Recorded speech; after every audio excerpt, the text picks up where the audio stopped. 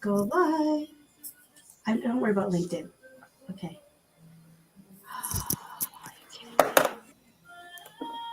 Trying to kind of balance myself out with you guys. I know. Come on, go live. Oh, I am I think we live now? are. It says I'm You're live now. live. Okay. Well, because it was telling me I was doing something wrong with LinkedIn anyways. Okay. Merry Christmas. Happy holidays. We're here. It's all good. It's all good, guys. Everybody. Goodness, this is bananas. I gotta go this way. Okay. Because I did a tree. You gotta see my tree. Oh, it's so pretty. Okay. Oh, and I forgot my questions. Oh, I am just so on the ball right now. This is just nuts. Okay. I'm going to wing it. I'll just get my stuff organized later. Oh my goodness. That's the best way. Holy moly. Okay. So I got 20 minutes with you ladies and then I gotta, but you guys can stay. You don't have to leave, but, all right. Okay. So I don't even have my list here because everything's on the computer and I'm having one of those days today. It's a Monday on a Thursday, but that's okay. Alrighty. I have Marilla Canavan here of Canavan Real Estate Group and I have Marianne D'Alessandro. Did I say that correctly? You did. Oh, see, I would love to learn another language. And she is a Time Flies Admin Services. So I'm going to give them both a couple of seconds here to introduce themselves and their companies. What was the best thing that happened in 2020 and what do you have going on for 2021? Okay, because that's what this is all about, is highlighting you ladies who supported me. And this is my way of saying thank you.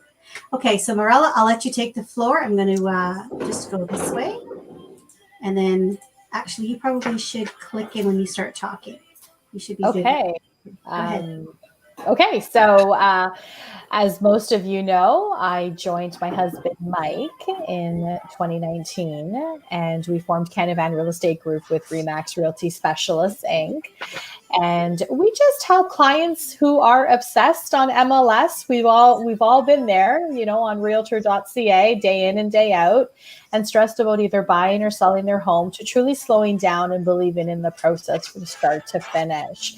And we've worked well together because we've got 8 years of experience. We've got our strategic personalized marketing plan, our kick-ass negotiation skills, and our proven track record. We're just on a mission to literally help all our clients make the best decision for their financial, family, and home needs. The best thing of 2020, it was our busiest year yet. A lot of people have said that. Said that they were expecting 2020 to be not so busy, but it actually was working out to be one of the best years they've ever had. Yeah, so 2020 was absolutely amazing. It was amazing being able to serve our clients. Zoom, I probably did about 160 Zoom calls. From you are April the Zoom 1st. Queen. Definitely. So we all bow down. You are the That's for sure. It's been absolutely awesome just meeting new people, getting to know them, helping their business grow, and reconnecting, with people that I already, knew and so forth. And Zoom was just that platform where we kind of really had to adapt. So I kind of went in with both feet and kind of figured it out on the way. So that worked out really well. We also hired a business development consultant for 2020. So really thrilled about that. That was in the later part in October.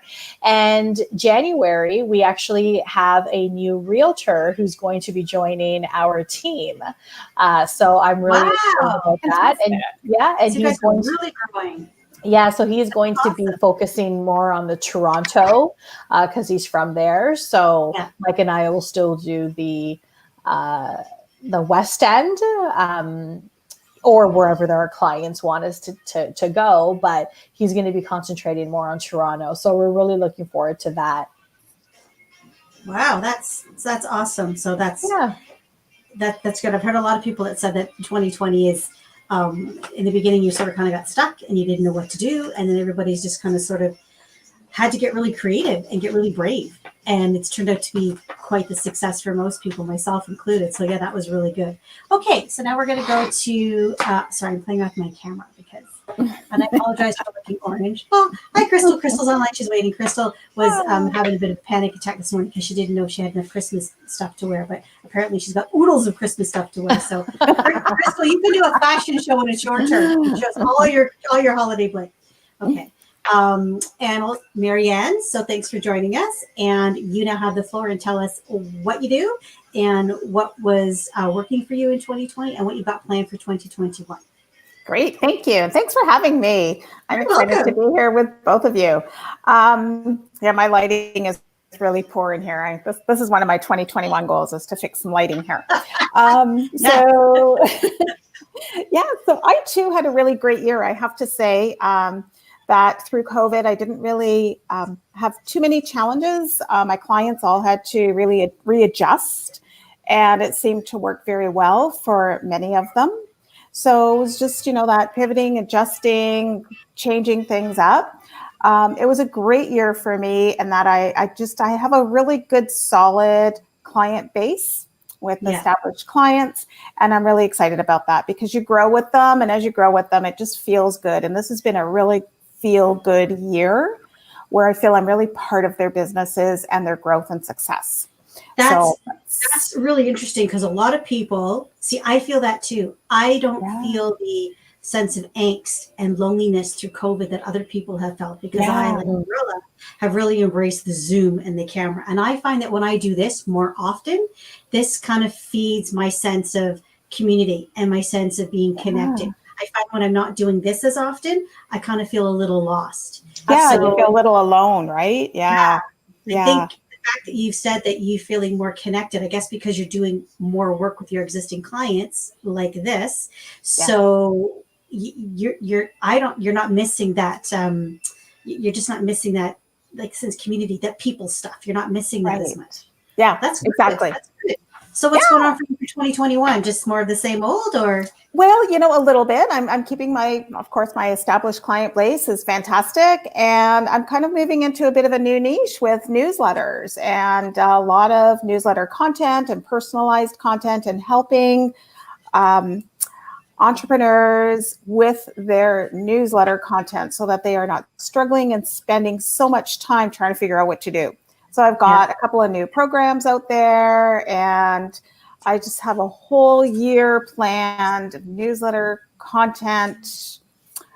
Trying to think of the right wording, but I think it's just getting comfortable with your content. Really.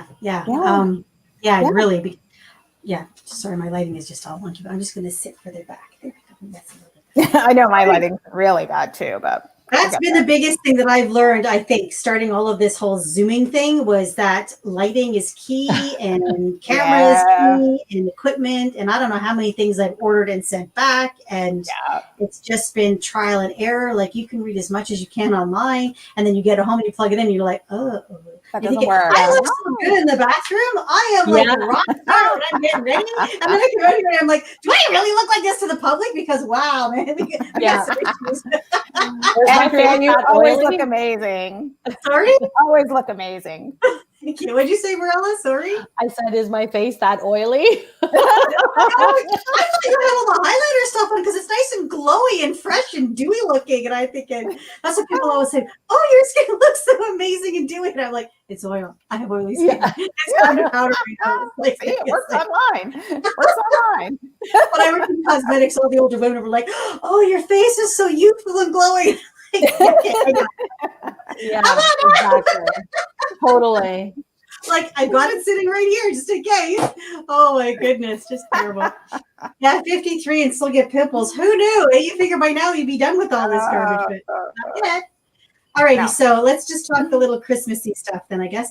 And I'm going to apologize right now if I offend anybody, but I grew up saying the word Christmas. We say Christmas in my family. This is my show. I have a Christmas tree, and I'm going to say Christmas. And if you're really super offended, you know, I'm sorry about that. If you'd like me to say something else, if you have a different holiday that you celebrate, tell me about it. I'd love to learn, but it's my show and I'm saying Christmas, and I'm not going to apologize anymore for what I grew up with and what's comfortable for me. So I'm just going to put that out there right now, because I know people are watching and I don't want to hear any thought from it. So I'm just saying that right now to cover all the bases. All right. Oh, Crystal's laughing. Okay. I don't know why she's laughing at, but she's laughing. All right. So Christmas. All right. So what I want you to say is, I want to know, what is your favorite childhood Christmas song that you can remember, and can you sing any of it for both of you? So I'm going to let Marianne go first, because Marilla went first last time. Marianne's going to go first this time. I think. I'm going to say it's the Little Drummer Boy, and it's the old version with was it Bing Crosby and Dave, So, a picture. Oh, shoot. What's his name? David Bowie, wasn't it? Yeah. yes, in the 80s. Yeah. Yes, yes. That's Yeah, good. That's good. way then. Yeah. They're not going to sing it. No, I'm not going to sing it. I'm going to try. Who knows? I mean, you know. Bum. Yay! I remember singing that in grade school. Did everybody have to do that when you were little? We had like a Christmas concert and we all had to stand and sing, like learn all these songs. Everybody did. Yeah, absolutely. Yeah, I remember them. Okay. We don't do that. Morella, what's your favorite? Yeah. So my favorite song is Holy Night. Yeah, when that chorus comes on, it just, and I listened to Carrie Underwood sing it, I believe, the other day on Jimmy Fallon, and it was just absolutely beautiful. I love Josh Griffin's version too. Yeah. So I can't sing it as much as I love singing. I don't want to ruin it. Yeah, my daughter was taking lessons for many years, and she's kind of a classical voice, so she could hit all those really super high notes. And I remember watching her in like grade 7 and grade 8, and I would at the Christmas concert, and I'm sitting there, and the mom with my little BlackBerry videotaping her, and I'm bawling my eyes out. And people are like, "Oh my God, she's so good!" I'm like, "I know." Every time she sings, I get goosebumps, and I just cry. Mom, why are you crying? What are you crying for? Because I'm just so happy and amazed that big voice was on that little face. Like, how do you do that? Yeah, that's one of my favorites too. I love that one too. Alrighty, so worst Christmas present you ever got? Worst one that was completely like, what were you thinking? Like, what you thinking? I go back to that A Christmas Story with Frankie. Is it Frankie? I can't remember his name. I think it was Frankie. Where the aunt sends him the pink bunny suit with the big ears. And if you've never seen A Christmas Story, you have to watch A Christmas Story. It's set in the 50s. It's really, really cute. There's no swearing. It's a great movie. We watch it every single year. It's called A Christmas Story. And it's hysterical. You really got to watch it. So there's a spot in it where he's about 9 years old and his aunt sends him this bunny suit, gigantic pink bunny suit with these big ears and everything, and his mother makes him wear it, and he's just absolutely mortified. So is there a Christmas gift that somebody gave you that you're just like, what were you thinking? Do you remember anything like that? Or no, you kind of put that out of your head? I remember my mother-in-law one time gave me one of those loofahs with the handle so you can do your back. And I was like, oh, I don't know. But, I didn't think that was a problem back there, but apparently it is. Yeah.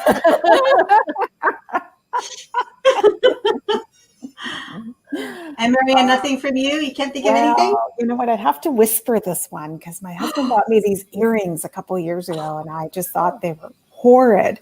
And he thought they were the greatest thing. So I felt terrible, but they were awful.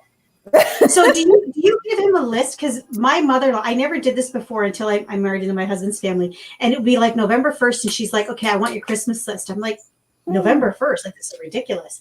So she demanded a list. And so now that lives on. She's no longer with us, but that still lives on. And my daughter has taken up the mantle. It was like 2 weeks after Thanksgiving. She's like, I want your list. I said, sweetheart, it's not November yet. You can't even be asking me that.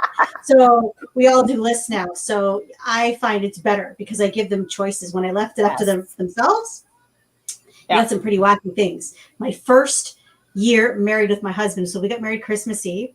And so Christmas Eve, we spent at my family's house, and we all had a Christmas party after the wedding, and we all woke up to Christmas breakfast together because I didn't want to be stuck in a hotel room without my family for Christmas. That's fine.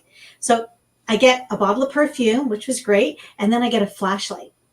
And it's my first married Christmas in front of all my family, and I get a flashlight, and I was like, those big honking mag lights too. And I'm like, why? Why would you do this? So his theory was because I work nights in cosmetics and I was walking out, to the parking lot, that he was going to keep me safe. I banged this big honking mag that I could beat anybody up with, which was great.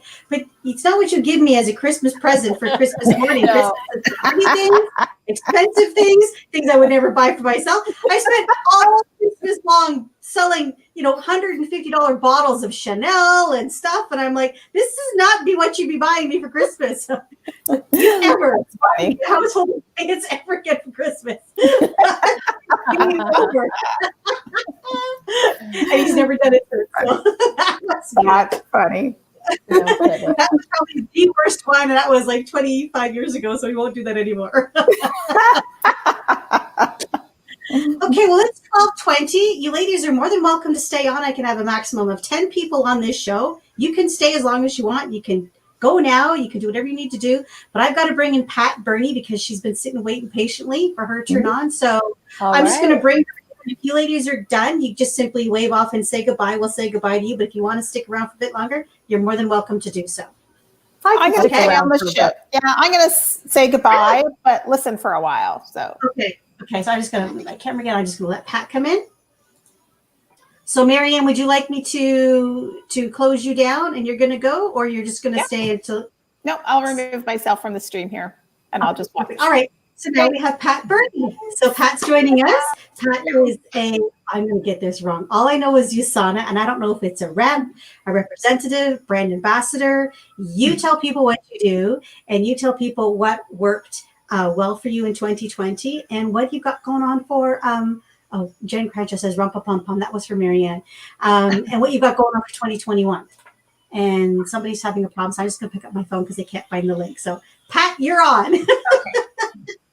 So, yes, I'm an independent associate with USANA Health Sciences, which basically means I have my own business with them. And it's a company that makes pharmaceutical-grade nutritional supplements. And my focus, my target is to help people in the prime of their life.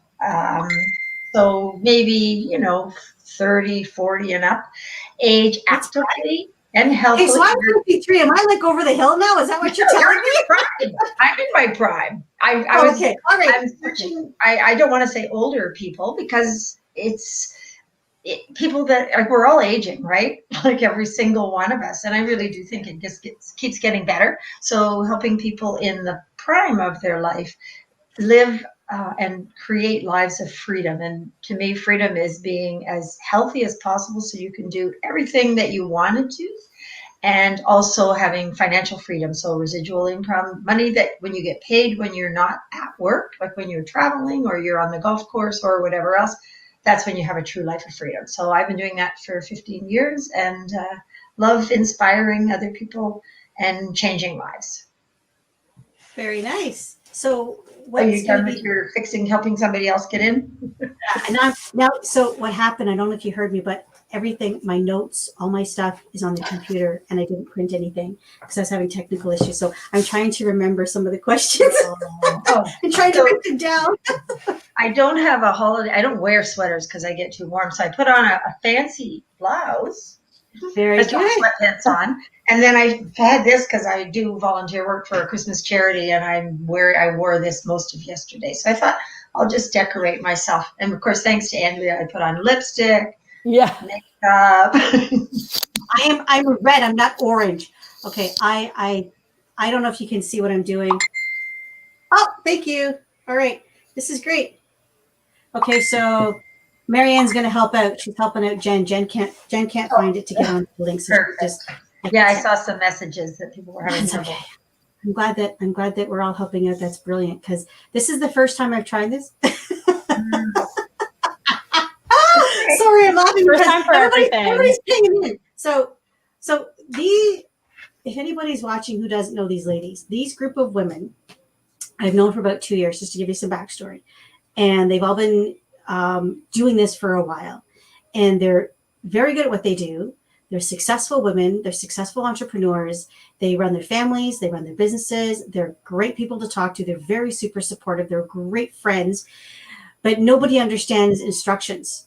And that goes for a lot of us because I put instructions in one spot, they can't find it, and now they're looking another spot. But this is what's great about this group of women is when one's in trouble, everybody runs to help. So I have Marianne, who was just here, she's gone online now and she's helping everybody to get back online while I'm here doing the show. So I think I have to send her something special because that was just amazing. And that's why I love this group of women. And that's why I'm doing this so that other people can get to meet this group of women too, because I think they're just amazing. All right. Okay. So I'm going to try to leave my phone alone now and let Marianne take over for me because there we go. All right. I'm all pinged ready. Okay. So Jen will be here shortly as soon as she gets everything in, and then we'll be able to talk to Jen. So we talked about Christmas songs. So I'm going to ask you, Pat, do you have a favorite Christmas movie? Because obviously I was talking about something called The Christmas Story and people didn't know what that was. And I've been watching it for like 20 years. So do you have a Christmas movie that you watch like religiously, becomes like a tradition in your family, just to kind of sort of get things going? Yeah, I don't know if it's religiously, but what I would say every year I try to watch Love Actually. It just makes me feel good. It's, yeah, okay, there you go. You watch that. My anniversary is the 24th of December, and that's our anniversary movie. Seriously, it is. When my And kids some were people small. think of A Sound of Music as a Christmas movie. I'm not sure why, but it's often aired around Christmas, and that's another one that I remember, like that's how old I am. I remember when it came out. I was in grade 5 and my teacher was a nun. I was in a Catholic school and she taught us all the songs from it. And it's just actually a really good memory for me. And it never disappoints.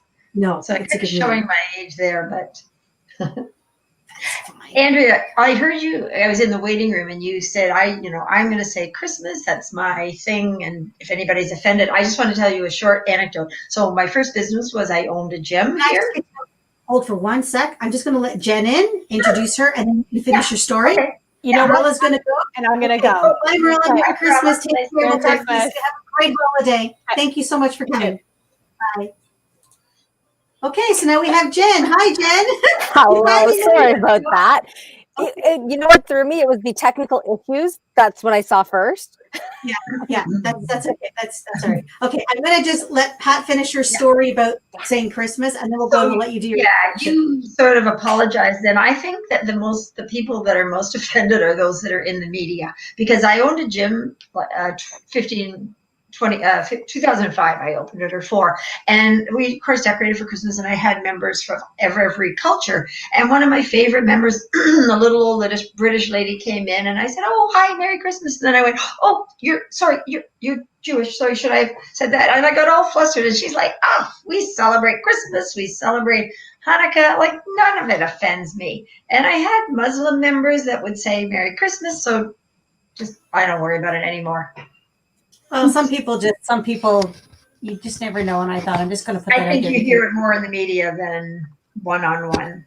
I don't think people say it with malice. I mean, No. I don't say it with malice. I think what people have to understand is the content around what the words are. And I think context is huge with a lot of things that happen in print and a lot of things that happen on text-wise. Context is greatly missing from what people are trying to say.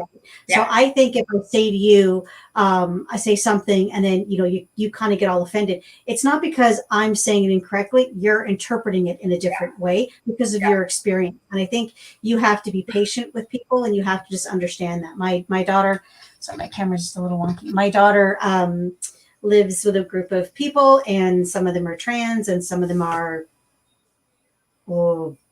binary. I'm not really sure if I'm saying this. I don't know if Non-binary, I've learned. I just looked that up. Or you don't identify with what you were. One or the other. You were born.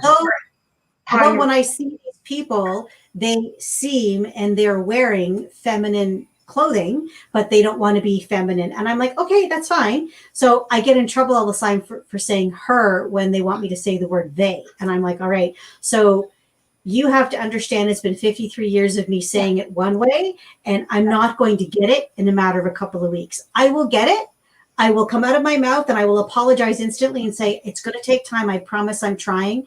Don't get mad at me if I flub, because I'm just a human being too. You want me to be patient with you and understanding of you and sympathetic towards you. Well, the same courtesy goes right back to me. Like, we have to give both of each. It's got to flow back and forth between everybody, or else you're going to get in trouble. So anyways, no more politics. Okay. So we're going to talk to Jen, who finally got on, which is great. Thanks for being here. And Jen, so I want you to introduce who you are, your business, and what worked well for you in 2020 and what you got going on for 2021. Okay. Hi there, everybody. My name is Jen Gratchow, and my company is J&K Imagery. I am a branding photographer, and this year's been a very interesting year. I've had the pleasure of working with a few small business owners. COVID did kind of send a lot of things sideways, so I did throw a pivot into my business, which is stock images. So I started creating stock images when we kind of got shut down, and I finally got a gallery up on my website for that. So I'm quite excited about that. It was a lot of work. Anybody wanting to do that, it's a lot of work, just so you know. Yes. So for 2021, I'm still in the middle of planning things out because I work with people. It's very interesting and very difficult, especially when you don't know what we will or will not be allowed in 2 to 3 weeks, and Yeah, I everything found that that too. yeah. And the other part of that is like some things are allowed and some things are not allowed. So it's all in like it's very gray in my industry in general, because some types of photography are okay and others are not. So it's very very fluid at the moment. So it's one of those things where it's like I'm still planning on working with lots of awesome people because I know that's going to be part of my business. I will continue to create stock images and just see what happens.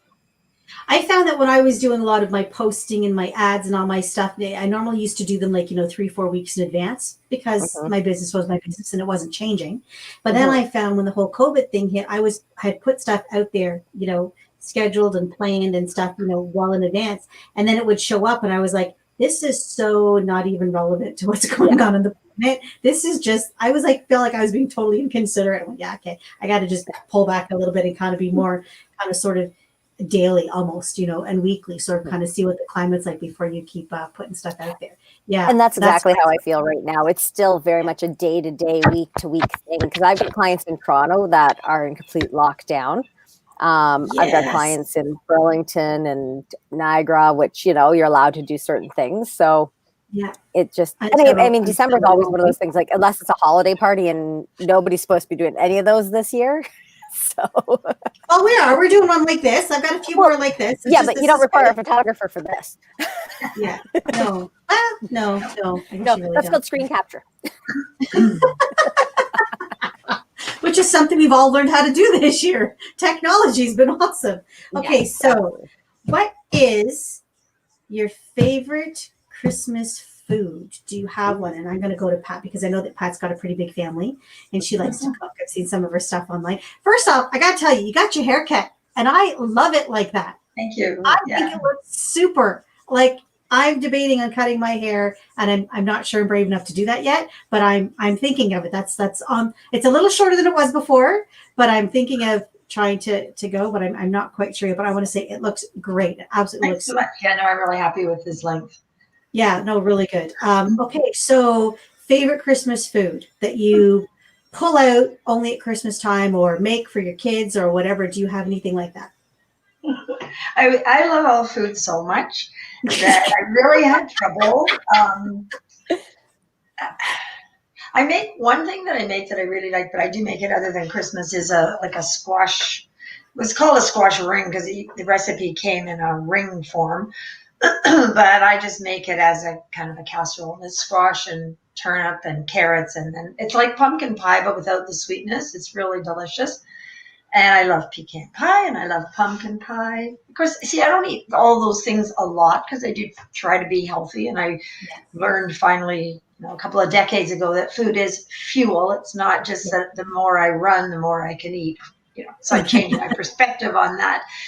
So yeah, I do love all those treats though. And yeah, I'm really going to be missing cooking for my family this year. Our family's so huge, big, like we're over 20 that we can't make a bubble. And a lot of them are out and about. One's in policing. So he's really, a lot of exposure and I try to be careful. So yeah, we're going to cook a duck this year, just roast a duck just for my husband and I that we've never, I think I cooked one about 40 years ago, but that's the last time. So just try something new.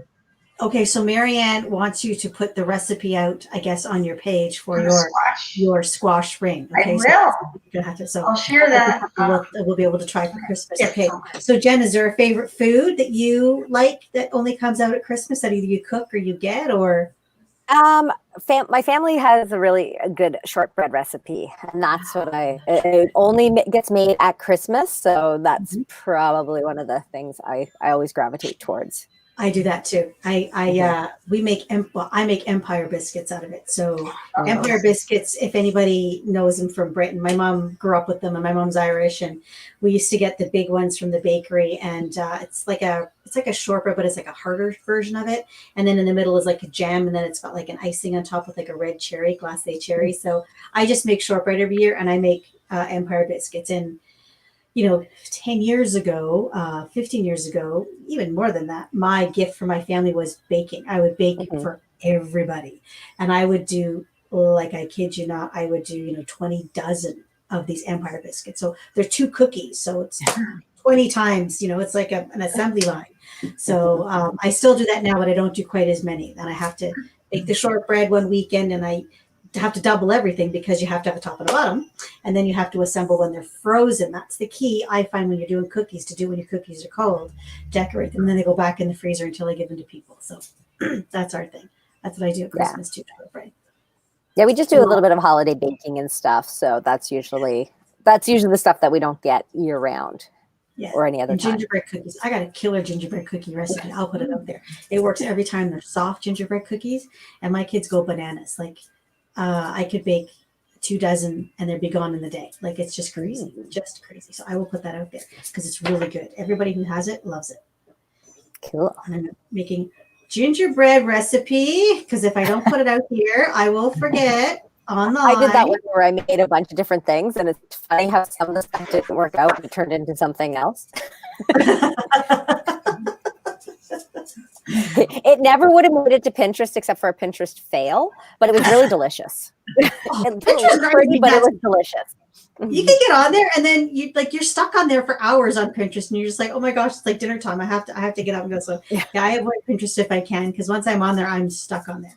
Alrighty, so. How about, I can't remember any of my questions that I asked people. So, because I have online, I didn't get to print anything because I had technical issues. So yeah, this is Andrea winging it. So I talked about movie, talked about song, talked about tree. How about a Christmas memory, but like we'll just go with your favorite one. Do you have one that sort of comes to mind every single year, or yeah, just something that makes you feel like kind of warm and fuzzy inside a Christmas memory? And we'll let Jen go first. That's an interesting question because, again, I live so much in the moment that I tend to just go with like the one that I'm in is the best one. Okay, tell you what, how we change it up then? How about do you do a Christmas tree? Do you decorate a Christmas tree? We do, yes. Okay, so you have ornaments on those trees, yes? Yes. Are there any ornaments on those trees that when you touch them every year brings back a Christmas memory? How about that? No, that's the funny thing. Like, it's, again, like I can remember all the ornaments and things like that, but I can't remember a specific memory that goes with them. Like, even when I lived overseas, like, we kind of created our own small little tree like you have in the back there, and just different things like that. So, because I spent a couple of orphan Christmases as well in my life. So, but they're not sad. They're they were very good. They were where I was at the time. That's true. That's true. Yeah, Jen's been everywhere. If you ever want to talk about places and stuff, it's not that she's just visited, like she's lived there for a while. Like she's immersed herself in the culture. So she's got some really fascinating stories. You want to ever pick her brain about stuff like that? Jen is really good about that. She'll be able to help you. Her and her husband have some wonderful photos of, living in abroad and friends and life. And it's just an interesting way to do it because most people aren't brave enough to live in a culture. They go to visit a culture, but they don't live in a culture. And Jen has had that bravery. So that's a trait of hers that I want to tap into. Okay, Pat. So what about you? What about a Christmas favorite memory? We'll stick with the whole ornament thing because we talked Christmas trees. So do you have something like that? Yes, because actually one of my favorite Christmas memories, and I have to share this, is in 1995 which would have been the worst Christmas. It had been a very tough year, and I became on my own with my 4 kids. My youngest was 4, and I had 4, 5, and 7-year-old boys and a 13-year-old daughter. And our church and our school, which, like, every time I opened the door, there was Santa bags because my kids weren't getting anything for Christmas. And I will never forget and how much people did for me. And of course, I make every effort to give back now that I can.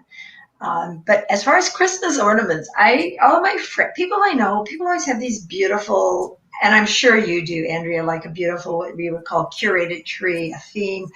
And I keep thinking I should do that. I have these ridiculous things that my kids made in kindergarten, and I still take them out and they're kind of falling apart. One is an angel. It's a picture of an angel with a halo, and it's my boy who's 32 now, and he was anything but an angel. It makes me laugh so hard. And another one that's just my youngest, who turns 29 today, standing there. He was 4 with his hands on his hips.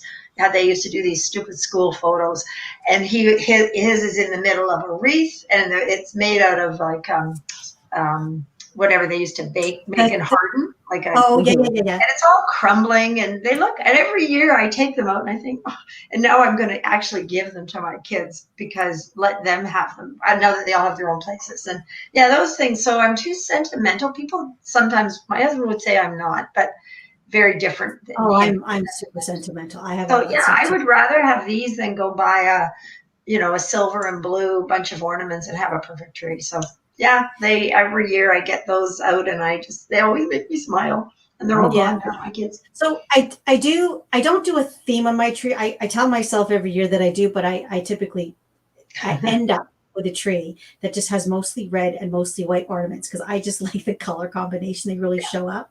So I have some fancy ones, and I've got like a bunch of them that are just ones that I purchased. But I do have what I call my specials. And those are ones that have been gifted to me from people, or some stuff my kids have made and things like that. And I put my specials out. And depending on the size of the tree, I can get all of them on, or sometimes I can't get all of them on. But I'll take the extra ones, like the ones that the kids made when they were crafting. They were young and had no money, and I was home with kids, and hubby was working, and we were living on one income. So, stuff we made ourselves. And I have a wooden dinosaur that my son painted, and there was 2, one's called Max and one's called Wax. I don't know, kid was 4. That's what he came up with. And then, my daughter with her handprint and all those ones. I have some of those, and some of those I just display on the walls instead of putting them in the tree, because then I can see them better. And some of them, when my kids were smaller, they would touch all my things on my tree, and they would break a lot of my Christmas ornaments. So I was like, okay, time out. We went to California one year. We had to buy like a little mini fake tree, because we couldn't put a real tree in the house because it would die when we were in California. So we had this little mini fake tree. And then I came up with this great plan that it was the kids' tree. So they took all the stuff that they made and all the stuff that people bought them, and they could decorate it any way they liked. And every day they would fiddle it and play with it and add stuff and put stuff on. And it was awesome. And that's one of their favorite memories, is decorating their own kids' tree that was like their height, with whatever way they wanted to. And they added and took apart every year. And I felt like a bad mom for giving them their own tree, so they would stop breaking crap on my tree, right? But they thought it was fabulous. They thought it was great, because we had 2 trees. They had a kids' tree where they played, and they had our tree when the Christmas presents and Santa showed up. And I thought, I did something all right. No therapy required now. I thought something was going to go wrong there. So yeah, and I'm like you, Pat. I have all my specials, but I'm not prepared to give them to my kids yet. I have memory boxes for them, but they're still my memory boxes until I think that they're responsible enough to have them. Okay. Thank you, Marianne. If you're listening, you've been absolutely brilliant. Marianne is now my admin. Hey, Marianne's my Christmas admin assistant right now, because she's helping everybody get online for me. So she does actually love what she does for a living, because she's doing it for me today in the show. Big round of applause for Marianne. Thank you so much. Okay, so you ladies are still your time is up, but you can stay. You guys can stay as long as you want, because I can have 10 people. I didn't know that. I thought I can only have 4. And wait for some other buddies to come up. So what else shall we talk about here real quick? We talked about food. We talked about cookies, but movies. So, okay, a family. So in my family, the tradition is, so my family is, Christmas Eve is Chinese food and watching movies. That's what my husband grew up doing when he was a kid, because his mother was a hairdresser, and his mom wouldn't get home till late. So she didn't want to do a lot of cooking in a big production. She wanted to get clean and relax. And the neighbors would drop by after the movie, and they would just kind of hang out and do stuff. My family, we got dressed up. We had a big family party. Everybody came over. Then we went to church at 11 o'clock at night, and then we'd come back and we finished the party, and then we'd have Christmas morning. So that was really weird for me. So we combined 2. We have big Christmas production on Christmas Day for me, and we get dressed up for dinner. Even if it's just 4 people, I make them at least from the waist up, put something nice on, and it's got to be Christmas Day, because I'm like, I've been in the kitchen all day. I'm not doing this as a regular meal. It's got to be fancy. You've been doing the Zoom link since before Zoom. Pajama bottoms and fancy tops. So so that's what we've done. So that's our family tradition. And do you have a family tradition that you do that, like, it's just like non-negotiable for Christmas? Yeah. Our family, well, we usually Christmas Day is quiet for my husband and we're fine with that. Because most of our kids, either they're two are in Calgary and the other ones that are here, stay home Christmas Day with their little ones so that it's not hectic. But we have a big family, like my extended family get together on Boxing Day, and it's appetizers and dessert, and then somebody usually makes soup or something. But there will be about 35 to 40 people. We invite we have friends that are from Nova Scotia that don't have family here. If they're home, they come, and I invite whoever wants to come. So of course we're not doing that this year. All my nieces and nephews. You could do it by this. 40 people, my family, it's bad enough when they're all in the same room, let alone on Zoom. There would be, so actually my husband, whose family's really quiet, told me yesterday, he said, I'm actually just a little relieved we don't have to do that this year. Because the first year that we were together and we did it, all of a sudden I didn't know where he was. And again, my family is just we just keep talking over each other, and you just yell louder and louder when nobody can, if you want to be heard. And we're all jammed in one room, even though instead of being spread around the house. And I thought, where is he? So I went looking, and he was up in the bedroom just with the door closed. So he just couldn't. And I used to worry about it. Now I just you go do your own thing. If he needs a few minutes alone, that's fine. So we have feelings about this Boxing Day. I have Kirsten Fry, who's going to be jumping on now, so it's her time slot. You ladies can stay, and I know we're running a few minutes behind, and I do thank you for your patience because of the technical issues I had. And Lavinia too. So you ladies are more than welcome to stay if you want to, and you can chip into the conversation when you want to, or you can go whenever. You can just let yourselves out whenever you feel like it. But I'm going to bring in Kirsten Fry of Transitions Life Coaching and Lavinia De Silva of Ontario Mortgage Solutions. I think I got that. And I'm winging this today because I have no notes. So if I screw up, I apologize in advance. I'm impressed. Thank you. I'm going to say happy holidays, Merry Christmas, happy Kwanzaa, bye, Jen. I know happy Jen wants to Hanukkah, and everything else. But bye, Jen. Thanks for popping in. So here's Lavinia, and here's Kirsten. Yay! I did it! Good for you. This is renegade Zoom partying going on here. Holy moly! I'm still here. Oh, there we go. Hi, Pat. You're there. Nice to see you. Pat's Hi, going to stick around. and hi, Lavinia. We're having fun, and you can stay as long as you feel like it. Okay, I'm gonna go get something to eat, so I'm going to listen from the other end. Perfect. Thank you so much. Okay, Bye, Pat. Bye. Okay, so we have Kirsten Fry from Transitions Life Coaching, and she's also a certified grief recovery specialist, and she's going to tell us a little bit about that. And then we have Lavinia De Silva, and she's a mortgage broker with Ontario Mortgage Solutions. I always go to say Verico, but it's Ontario Mortgage Solutions. So there we go. Alrighty, so we're going to let Kirsten go first. Introduce yourself, Kirsten, who you are, what you do. I said your company's name, but give us a bit more about that. What worked for you in 2020, and what do you have something exciting going on for 2021? Well, thank you for that great introduction. Hi, everybody. It's so great to see everyone, and Andrea for putting this together. Fun. What a great way to bring a little bit of fun into our lives, right? So my name is Kirsten Fry. I am the owner of Transitions Life Coaching, and I am an advanced certified grief recovery specialist. And what does that mean? It simply means that I help people move through any transition that they're going through their life, whether it's a grieving process or whether, and with COVID this year, talk about change and transition. And it's really been all about being in the liminal space, that space in between for so many of us, whether it was health or finances or jobs, our kids with school. There's just been a lot of shifting that's been happening, and change can be hard sometimes, especially when it's not a change that we initiated.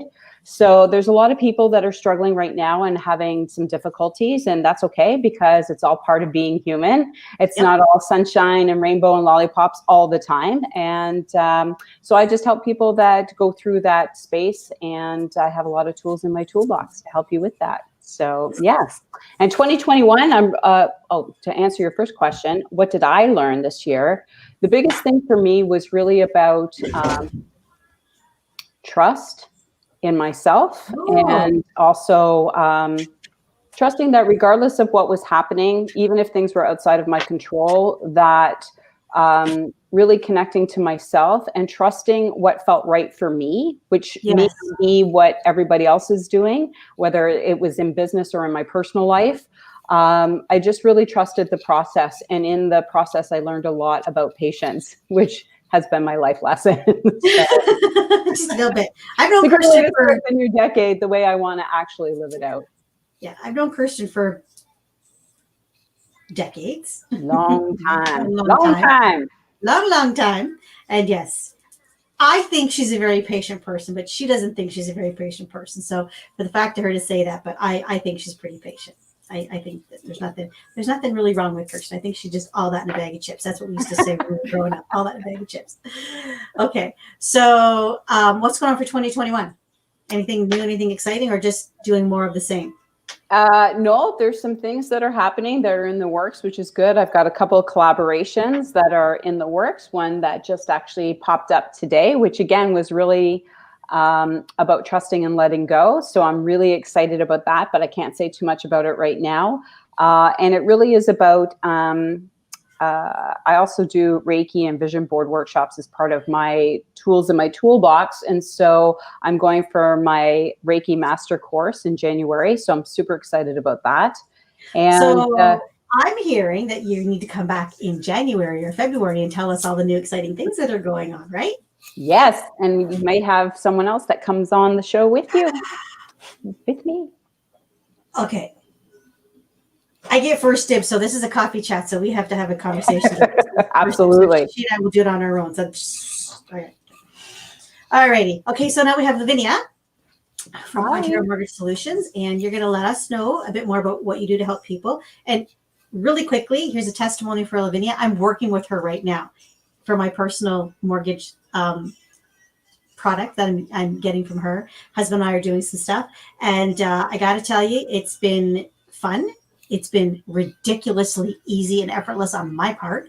The hardest thing that I had was my printer ran out of ink. That's been the most complicated thing that's happened in this entire process dealing with Lavinia, was not being able to print when I needed to print. That's been the hardest thing.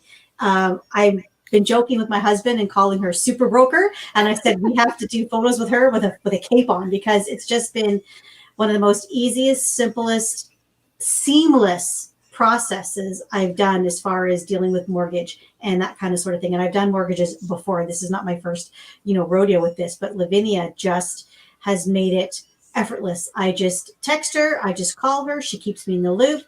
I can go about my life, and it's just been easy breezy, and I'm ridiculously happy and can't believe how easy this has been. So you need any help with that, you want to meet with Lavinia, because she really makes it a super fun and easy thing to handle. So that's just my pitch. All right, now you go ahead. Oh my gosh, thank you so much, Andrea. What's going on in 2021 for you? I'm just going to fix my earpiece here.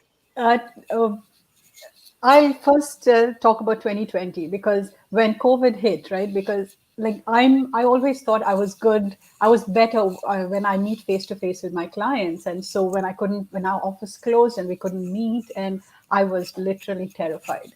I'm like, oh my gosh, how am I going to do it? What am I going to do? I had not, I had a Zoom account, but I had not, met anyone online or anything like that. But yeah, exactly. And there is a very high producing mortgage broker in BC whom, I consider as my mentor. And so I've been following him for many, many years. And about a year and a half ago, he talked to us about, going online, right? And that was at the back of my mind for the last 1.5 years, but I didn't do it because I was scared, right? Yeah. But with COVID, I had to, right? And yes. Especially when Karen had told us, pivot. And so for me, this was the biggest mind block for me and stumbling block. And I thought I couldn't do it. And the very first time I met with a client online was, I think, back in end of March. And I told the client, I said, listen, this is my first time doing, a consultation via Zoom. So please excuse me if, I mess it up, right? And I was so surprised that, everything went very smoothly, and we had to go through documents, the mortgage documents. And so I was terrified. But after that, I literally became so comfortable doing it. Yeah, I find this whole thing has been super easy. I was really nervous in the beginning too, but really if you talk to yourself in the mirror, which is I do all the bloody time. I mean, my girls tell me, Mom, you're weird, because the thing is, because I talk to myself as well.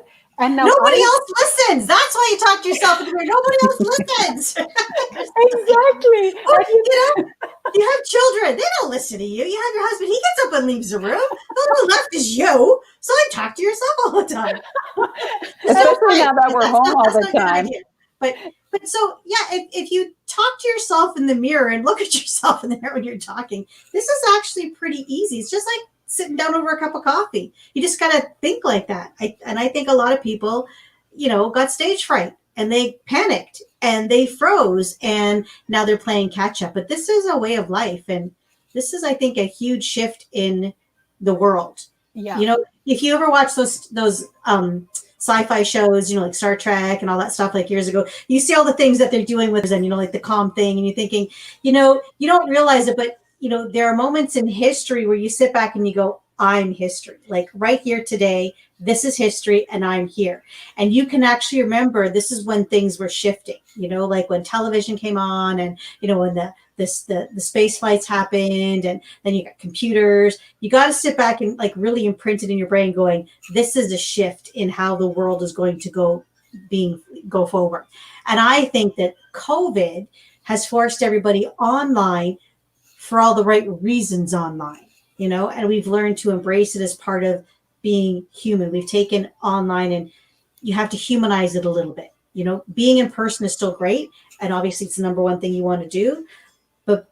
But human beings need to see faces and we need to hear sounds and we need to combine those two things together. And I think people have gotten over their fear. They're just going to have to. I don't think this is going away anytime soon. I really don't think so. That's just my personal. I think it's really about connecting in a really authentic way and being able to do that through technology, which is not something that we've been used to doing. Yes. Especially if you're in a service business. Yes. Easier if you have product, I find easier to make that transition. But if you're in a service business, it's finding a way to be able to make that connection online that still feels authentic. Again, as you said, Andrea, always in person will still, 3D is different than 2D. It just will always be that way. And so, but you can still find ways to show up authentically online and not just be about like have everything, you know, perfect.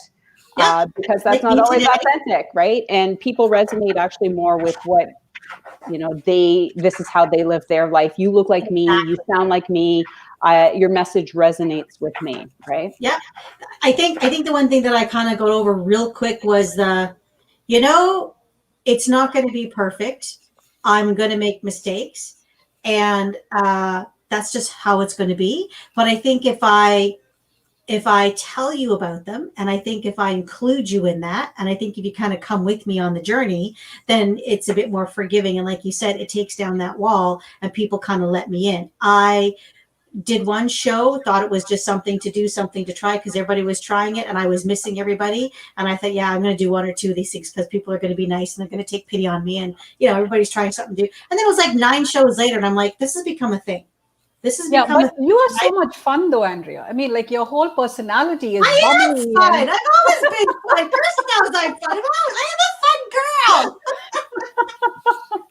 I like to laugh and I like to make people laugh and I don't like being stuffy. I am the most unstuffiest person you've ever met. And you guys don't see me. Well, Kirsten see me, but you guys don't see me with my pajamas on and nothing on. I mean, I am so completely unstuffy. You come to my house, you can come in your sweatshirt. I'm in my sweatpants. Bring your own food. I don't care. I'll cook for you or have food for you. You sit on my couch. Your feet go up on the couch. I got ottomans everywhere. Kirsten's husband, when we first met him, would come to my house. We'd feed him and he'd fall asleep on the couch. And first she was like, oh my God, he's falling asleep. I'm like, no. That's a compliment. That means he's so comfortable and he's so relaxed being around me, he can just let go and be who he wants to be. So we called it the dead zone. So Scott would come over and Scott always got the dead zone. You can't sit in the dead zone because Scott's going to have a nap after dinner for 20 minutes. He just will. That's what he does. I feed him and I knock him out. I mean, that's what happens in my house. So yeah, I mean, but I am the most unfussiest, unpretentious person you'll ever meet. And I'm not self-deprecating for all the wrong reasons, but I'm honest and I'm real. I am no fakery about it. Yeah, I got makeup and hair and stuff and everything done today, but I just like the way that I look. But it's all mine. Like, this is all me. There's no extensions. There's no nothing. It's use what you got.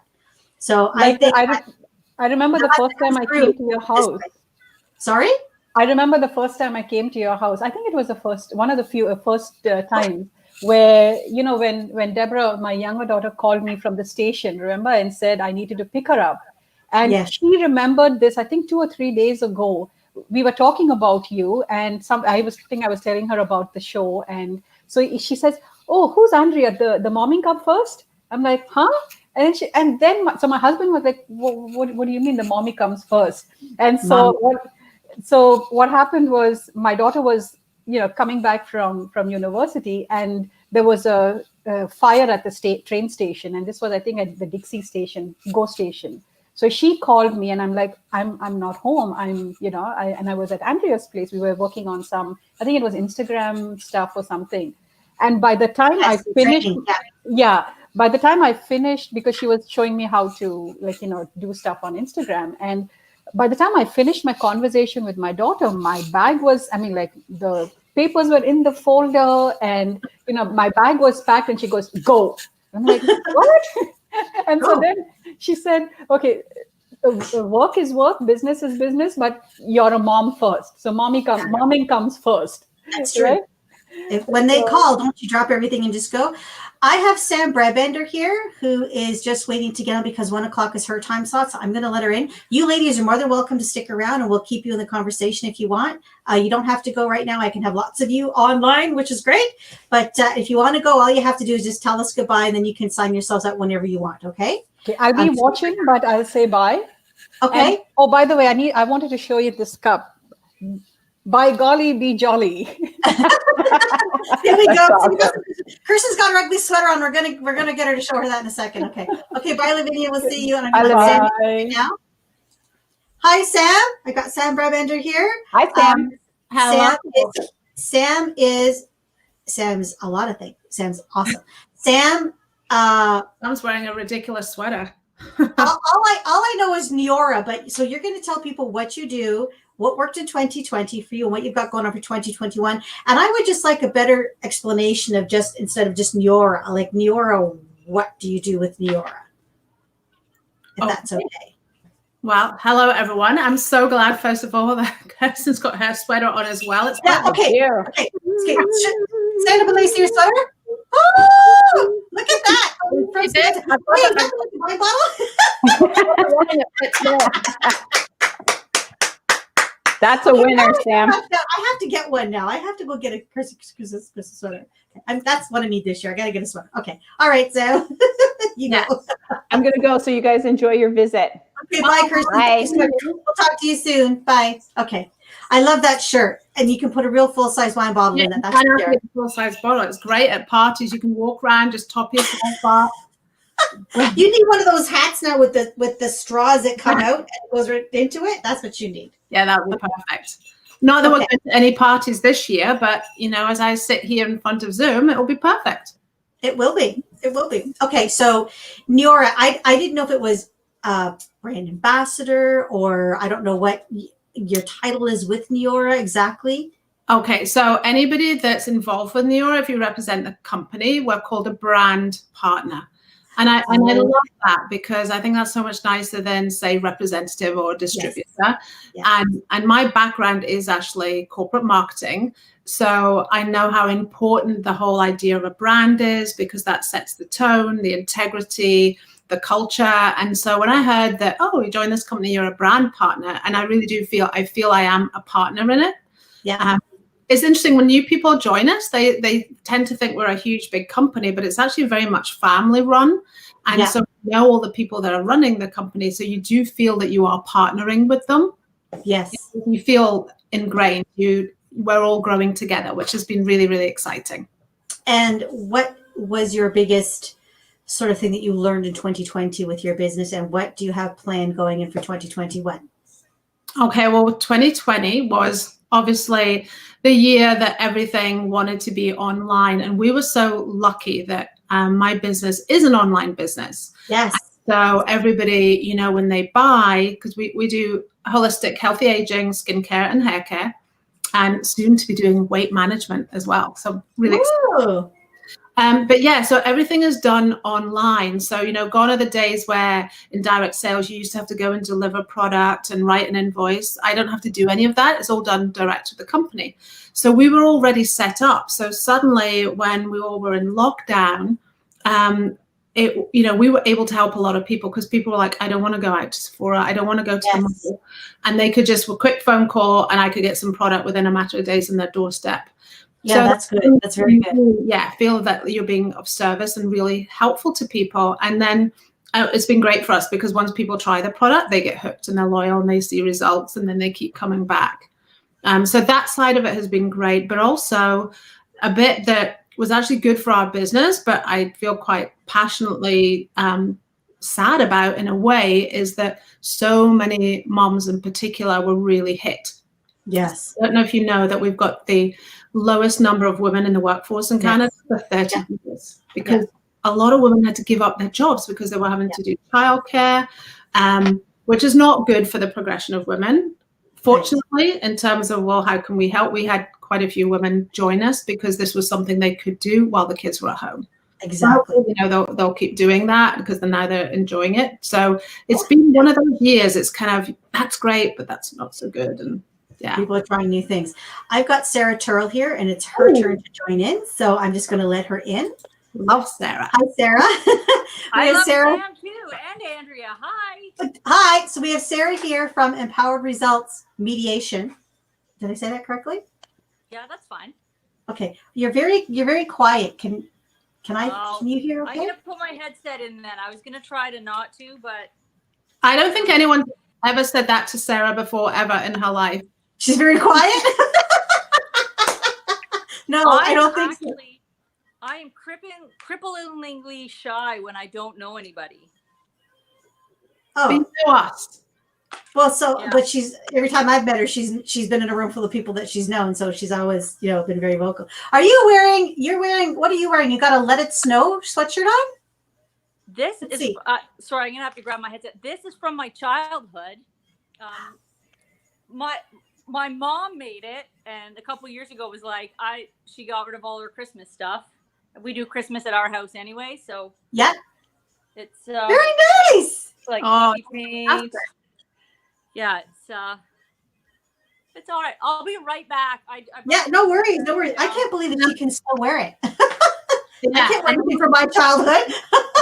Earrings were the only thing that I could wear from my childhood. That's about it. It's the beauty of not having big boobs, right? Like my boobs never outgrew childhood stuff. So I tell you, man, I complained when I was in my 20s. When am I going to get them? And now I'm like, oh, for heaven's sakes, they can just leave anytime they want. I'm like, so over it. I'm done with that. I'm loving that tree. Look at it twinkling. It looks fantastic. Yeah. I love real trees. We get a real tree every year. Yeah. My daughter is going to disown me the day that I come home with a fake tree. That's apparently, she's been threatening that, but we get a real tree every year. And the kids aren't even home. We used to make sure that we would take them with us. We'd all get the tree. And then even when they got a bit older and they didn't want to go, it's like, no, if I'm going to decorate a real tree, you're coming with me to pick it out. And so for the last 2 years, they both haven't been living at home over the Christmas until they come home for Christmas break from school. So I've had to go get trees by ourselves. And I'm like, something's kind of missing when there's no little kids around, right? Or nobody around to come help the tree. So she was feeling that a couple weeks ago. She's doing online learning with a university this year or Sheridan College. Last year, she was in a prep course at Sheridan College. So she lived on campus and she got the whole kind of experience. And this year now it's all online. And she's living in her bedroom and she's just, she's really missing it. My son he's not feeling it so much. He's a bit more of a quiet guy on his own and he's in year 4. So he was kind of used to it a little bit, but she's really struggling, having a hard time. And she really wasn't feeling Christmassy or anything in the mood. She was just really overwhelmed with school. So we had them here last weekend and the house was decorated and the tree was up and I baked gingerbread cookies for her and we watched a movie and she was like, okay, now I'm feeling better. Now I'm feeling like, okay, now everything's starting to happen. So I'm like, okay. I mean, I don't normally do all the stuff until a bit later on in Christmas, but I got it done early this year because I knew they would have to come home before Christmas, at least for one night, and sort of kind of, feel something because they were both pretty much on their own and they're finding it really difficult. I think we put our tree went up in November. Yeah, we were just commenting about the tree. I just put mine up last week. So. Hopefully it makes it to Christmas because it's a real one. But yeah, so do ours. We usually get about 4 weeks. By about somewhere in the middle of the 4th week, it starts to droop a little bit. But we've managed to get ours 5 weeks. I usually keep mine up. The trick is boiling water. When you do that last cut, and then you put it in the thing, put boiling water in instead of cold water, and it opens up all the trunk pores. Sam, you probably have a better product for opening pores, or yours would be closing pores. We're trying to close. Yeah, Sam closes pores. Yeah, no, we've done that too. And we have this tree bucket that we got at this Drysdale's tree farm up north, and it's the ugliest thing you've ever seen. It's just this big green bucket, and there's a spike in the middle of the bucket, and there's like rebar legs. We have the same thing. My husband every year bores the hole. He drills the hole inside the tree every year, and we put it on this spike, and it stays straight. And I think that spike has something to do with water going up inside the trunk too, because our trees last at least 4 weeks, easily 4 weeks before we start to get like everything falls apart. Well, it's good. Your kids will have lots of Christmas then. Yeah, they will. My husband's birthday is January 4th, so he usually makes me keep the tree up till his birthday. That's what his mother used to do. But she had a fake tree, so I'm like, okay, this is when the ornaments that are here are down on the ground. It's time to take the tree off and like let it go. So that's what we have to do. So, okay. So Sarah is going to introduce her business a bit more and give us a bit more information about what she does. And she's going to tell us what worked for her in 2020 and what she's got planned for 2021. Oh, exciting. So I'm an accredited mediator. I actually have trained through University of Waterloo. I've got an accreditation from the Canadian Alternative Dispute Resolution Institute of Canada, or whatever it's called. Don't let them hear me call it that. I was going to say, don't listen. Yeah. Essentially what I do is I help angry people have productive conversations, because we're all really great listeners, we think, until we get angry, and then our brains react in ways that aren't necessarily our fault, but we get stuck in them. So what I like to do is I love working with people who need to they have a conflict, or they have to prepare for a difficult conversation, or they just want to referee in a difficult conversation, but there's an ongoing relationship, or workplace stuff is where I'm passionate. So again, those are people that need to have ongoing conversations. So I just referee angry people. I don't tell people what to do, but I've got tools and strategies through my training that allow me to get people talking in ways that they didn't think possible. People are always surprised sometimes at how quickly things are resolved once they get talking, but they need that help getting talking. And there's nothing wrong with that. It is so, I mean, I lose my cool too, right? And I should know better. We're human beings. We all lose our cool. There's no judgment from me. No. 2020 was actually, how many times did I lose my cool?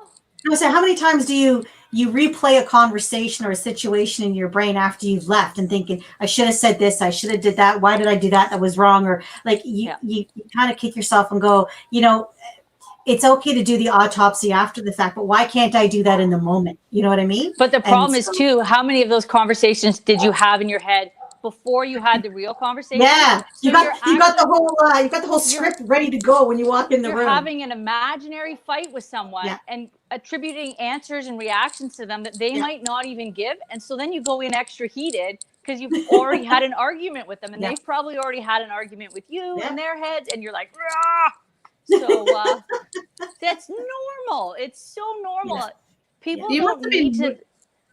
Sorry, Sam? I was going to say, you must have been really busy this year. I was going to say. It was a tough year for getting along at home, for sure. And a lot of workplace stuff, right? Because those sort of low level arguments that you had a fight with Diane, you just go over and sort of, you might not have even had it because you've had conversations and you can read tone, but I read that article. I read that article where they quoted you, some business article. It was really, really good. I put that up there because it was really, really good. Thank you. Sarah's really, what I think is really good about what you do too is you are so relaxed. You are so calm. You are so authentic with who you are when you show up. You're just walking in there and you're like, I got this. It's going to be fine. Relax. You're like, just the way that you walk into a room, you know what I mean? Like you're not walking in like you're not walking in like a ball buster. Like you're walking in like, this is going to be fine. You just chill out. I appreciate that. That's my goal, right? I'm walking with you. I'm holding your hand through it. Yeah. I'm taking you through it. I'm not towering over you. I'm not better than you. Cause like I said, I lose it too sometimes. It's very about easy getting going. through it. Yeah, just very easy going and very, very easy to kind of be around. Okay, so some Christmassy stuff here. So, favorite Christmas song that you remember or you from childhood, and you know how to sing it. Go. Sam is like, go Sam. What? No, she's not prepared. Okay, Sarah, you go. Our local newspaper used to send out every year, probably around this time, there would be an insert printed of all the Christmas carols, right? And all the words for all the songs, right? Yes. And my sister and I would sit in our bedroom, like I think we had separate bedrooms at the time, but we would sit in one of our bedrooms with that book, and the two of us would just belt out Christmas carols. Like, I'm sure it was really cute for my parents to see, but I have such fond memories of my sister and I just like flipping through and belting out. And we used to love to sing Good King Wenceslas, which is, I'm not even sure that's the real name of the song, but I could never sing it. How do you say? Do you know how to say that, Sam? You're British. How does that? No, never mind spell it. But you're right. It is. Yeah, Good King. Yeah. Is that the name of the song? Yeah. Oh, I mean, it was like a hymn, wasn't it? The Good King should have had a different name that everybody could say a lot easier. That's just horrible. Yeah. Maybe he's a real king. He's not an English king. Yeah, that's a good one. I just remember that from the movie Love Actually. And there's a scene in the movie Love Actually where they're knocking on the doors and the bodyguard starts to sing that. And I'm like, he says it, he sings it really. Yes, he does. In that Welsh accent. He's in part of the Welsh. Like, it's a big long word. And I'm like, that's how you're supposed to say it? Like, I don't know how I'm supposed to say that. I don't think you don't trust the Welsh for how to say anything, though. I think that's. Am I wrong, true. Sam? Yeah, maybe there was a bit of artistic license in that too. That was a great movie, by the way. Great movie. That's our anniversary movie. My anniversary is December 24th. So that's what my husband and I would watch every year. Put the kids to bed early. We'd make dinner for ourselves late. We'd watch the movie. We could never go out for our anniversary, never go out for dinner, couldn't go out to a show because it's Christmas Eve. There's nobody doing anything. Everything's shut down. So that's what we used to do all the time. So I have that on a DVD, and we put a DVD in every year, and that's what we watch. And do you cry for Emma Thompson every year?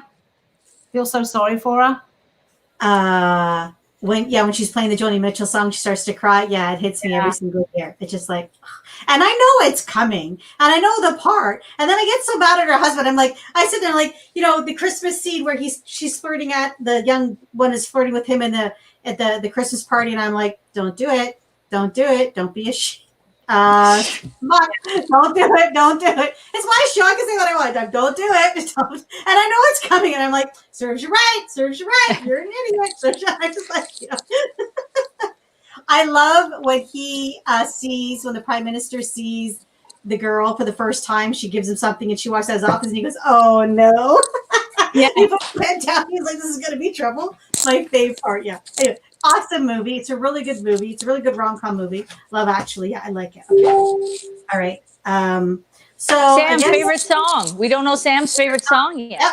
Well, it's interesting, like you saying that, because I was thinking that in terms of the ones I actually really like are like hymns and carols that you hear, because the only time we ever went to church was Christmas Eve.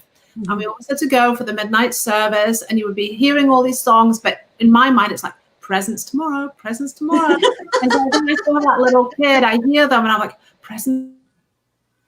Oh, Sam's frozen. She's back. Am I back? Yeah. Yeah. So you don't have any songs? Is there anything that you sing now, or that you kind of hum around the house that you? Me sing? No, absolutely not, because the whole family would leave instantly. Okay.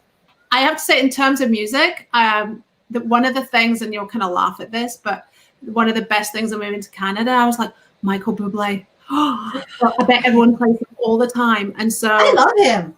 Oh, I love him. I would go see him at a heartbeat. I would go. His CD was on constantly, his Christmas CD, absolutely. I love just about anything he sings. Like, seriously, I could listen to anything he sings. He could read the phone book, as people say, and I would I think it's great. I watched a video of him. His daughter was painting his nails, and then his wife and him were talking, and he's playing his son's guitar, and he just starts to sing, and I'm like, go. I'm just going to sit here and listen to you sing, because I think it's amazing. I like him a lot. Okay, so I've got Dawn and Heather that are ready to come up. You ladies can stay as long as you like, because you don't have to go unless you have something else to do. Well, if you don't want to go, all you have to do is just remove yourself from the feed, and then you're free to leave. Just wave goodbye if you just let us know when you're leaving. Thank you so much for being here. This is a really cool idea for me to do so many people all in one shot, but I'm giving it a whirl. I'm going to not do this again. I'm going to do. What's the worst that happens, Andrea? Oh, it's been fun, but I find that I don't have enough time to talk to everybody. So I'm going to just stretch it out a little bit next time I do this. But I'm just great that everybody can find the link to get online, because, it's Christmas and we're just trying something new. I have my wine to drink, so I might leave now. And has Sarah seen your shirt? Did you see your shirt? Maybe not. No, I didn't. I need to see that. My wine in the pocket. So you oh my God! You put the wine bottle in the shirt. Where'd you get that? And it's white, and it's starting to get warm, so it needs to be drunk. Yeah, I'll be right over, Sam. Darn it's one of my favorites, Dreaming Tree, perfect for the new year. There we go. Well, Merry Christmas to you both. I'll sign off so that Dawn and who's coming? Heather Lawson. I will sign off because I don't know Dawn, but Heather's a dynamo. So yes. I'm going to sign off so that they can riff off each other and I won't interrupt. So Merry Christmas to everybody. Yeah, lovely to see you. Take care. We'll see you. Good to see you, Sarah. Bye. Bye. Okay, I've got Heather and I've got Dawn. Okay, I've got Heather Lawson from Mardi Gras Photo Booth, but she also does graphic design. I'm not sure if there's a new name for that yet, but we're going to hear about it really soon. And we have Dawn Lumsden from, oh my goodness, Something Integrity. It's new. I don't have my notes. My notes aren't with me right now, so I'm just trying to wing this and try to remember it. Okay, so we'll get Heather to talk first about your business, Heather, what the company name is and what you do, what worked for you in 2020, and what's working for you in 2021, if you have something new and exciting coming up. Oh, yeah. Hey, can you hear me? Hear you perfectly fine. Oh, good. Well, 2020 didn't work for my regular business, which was Mardi Gras Photo Booth. My last event was actually March 13th, right when it all happened. Yeah. But on that note, I ended up doing some graphic design and ended up getting into Graduation 2020. And that has streamed a new business. I've been working with people all over the world, actually, and doing photos and all kinds of fun like stuff. Like photo albums and things like that, right? Yeah. And I had people from like China, from everywhere, because I ended up doing a Graduation 2020 site, and that for people that graduated this year. And I have a background as a graphic designer. So that helped me do all kinds of fun things. Next year, I'm going to have a store and continue with my graphic design and hopefully bring back as more of a sideline, my photo booth business. So is your graphic design business, does it have a new name, or is it just under Mardi Gras? Well, I haven't, it's just under really my name or creative, and I haven't come up with a new name. Maybe that'll be something that I'll ask others to help out. Hey, there's my bow. I couldn't find my Christmas shirt. Okay, wait a minute. Back the truck up. You own a photo booth business and you are prop queen. You have stuff for everything. And you don't have any Christmas bling on. You got nothing. You got no hat. I got a bow thing in my hair. I got a red shirt. You know what? I moved. That's not acceptable, Heather. That's just not acceptable. But listen, I moved on Monday. Oh. I moved my 1-bedroom home to a 2-bedroom. All right. I'll cut you some slack this time. And all of my photo booth business stuff went into storage. Okay. All right. I'm getting it soon as I clean up this house. Okay. Well, then you get a do-over. We have to do this again. Like you're bling on it. Like, Heather's going to be all rocked out. And I'm like, she got a vote. That's okay. You got a vote. You tried. Thank you so much for trying. Okay, so we got Dawn Lumsden, who is a newbie as far as all these other ladies are concerned, because I've all known them for a lot longer. But Dawn's here, and she's a mortgage broker. Yes? Okay. And I am. More about her business and what worked for you in 2020 and what you've got on tap for 2021. So thank you for having me, Andrea. And it's lovely to see you, Heather. Love the bow. I'm in a onesie, actually. So with bum flap included. So that is my date for today. No, do a twirl. Yeah. No. No one needs to see the bum flap. Well, as long as it's closed. This is a G-rated show. If it's I open, can't guarantee that. It pops open sporadically on its own. So I am a mortgage agent. I'm with Integrity Tree Financial. I've been doing this for about a year now, but I also have 20 years experience in the mortgage industry business.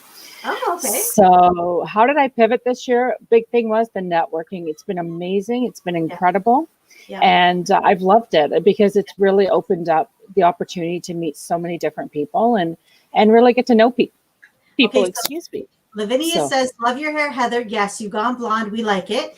And Marianne says that she loves the onesie, Dawn, and they're so comfy. So you're in good company. There you go. It's. I have two of them actually. So, and usually my boyfriend says you can't wear them when I'm home because he doesn't like them. Right?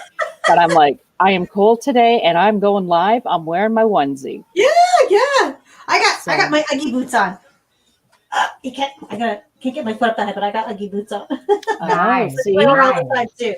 Yep. No socks, Uggy boots all the day long. Come home, take my socks off, put my Uggy boots on, and that's it. I live in this. I like being cozy when I'm feeling a little cold or feeling a little under the weather. It's the onesie for me. It gives me that comfort. So I love it. That's perfect. So what's going on for you for 2021? 2021 is a lot of networking, getting to know people again.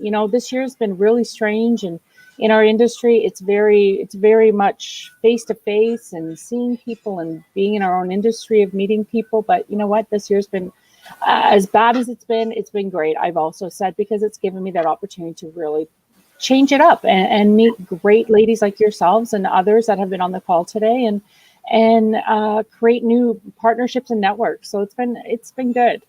Yeah, I was talking to my husband the other day, and I said, I know a lot of people, you read stories and you listen on the news and stuff that people are struggling with this, COVID and being, home all the time. But he's been home since, March 15th. He's gone in the office a handful of times. He's traveled once or twice out to BC, but he's been home. And normally he'd be gone a lot more. He runs like 10 kilometers a day or whatever he does. He's lost like 40 pounds. I'm not happy for him, but not so happy for me because I got to catch up. But I am not really missing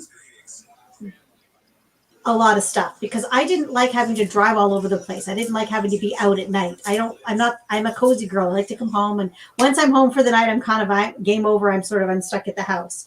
But this Zoom thing has been like a lifeline, and this has been great for me because I find that the more I do this kind of thing, the less I miss of everything else. And I think that's what people have to understand is that this whole Zoom world or this video chatting world is still just meeting people and having that virtual handshake or that virtual hug across the screen. You can still get the warm fuzzies by talking and seeing people. You just have to do it a bit more often. You just can't be very true.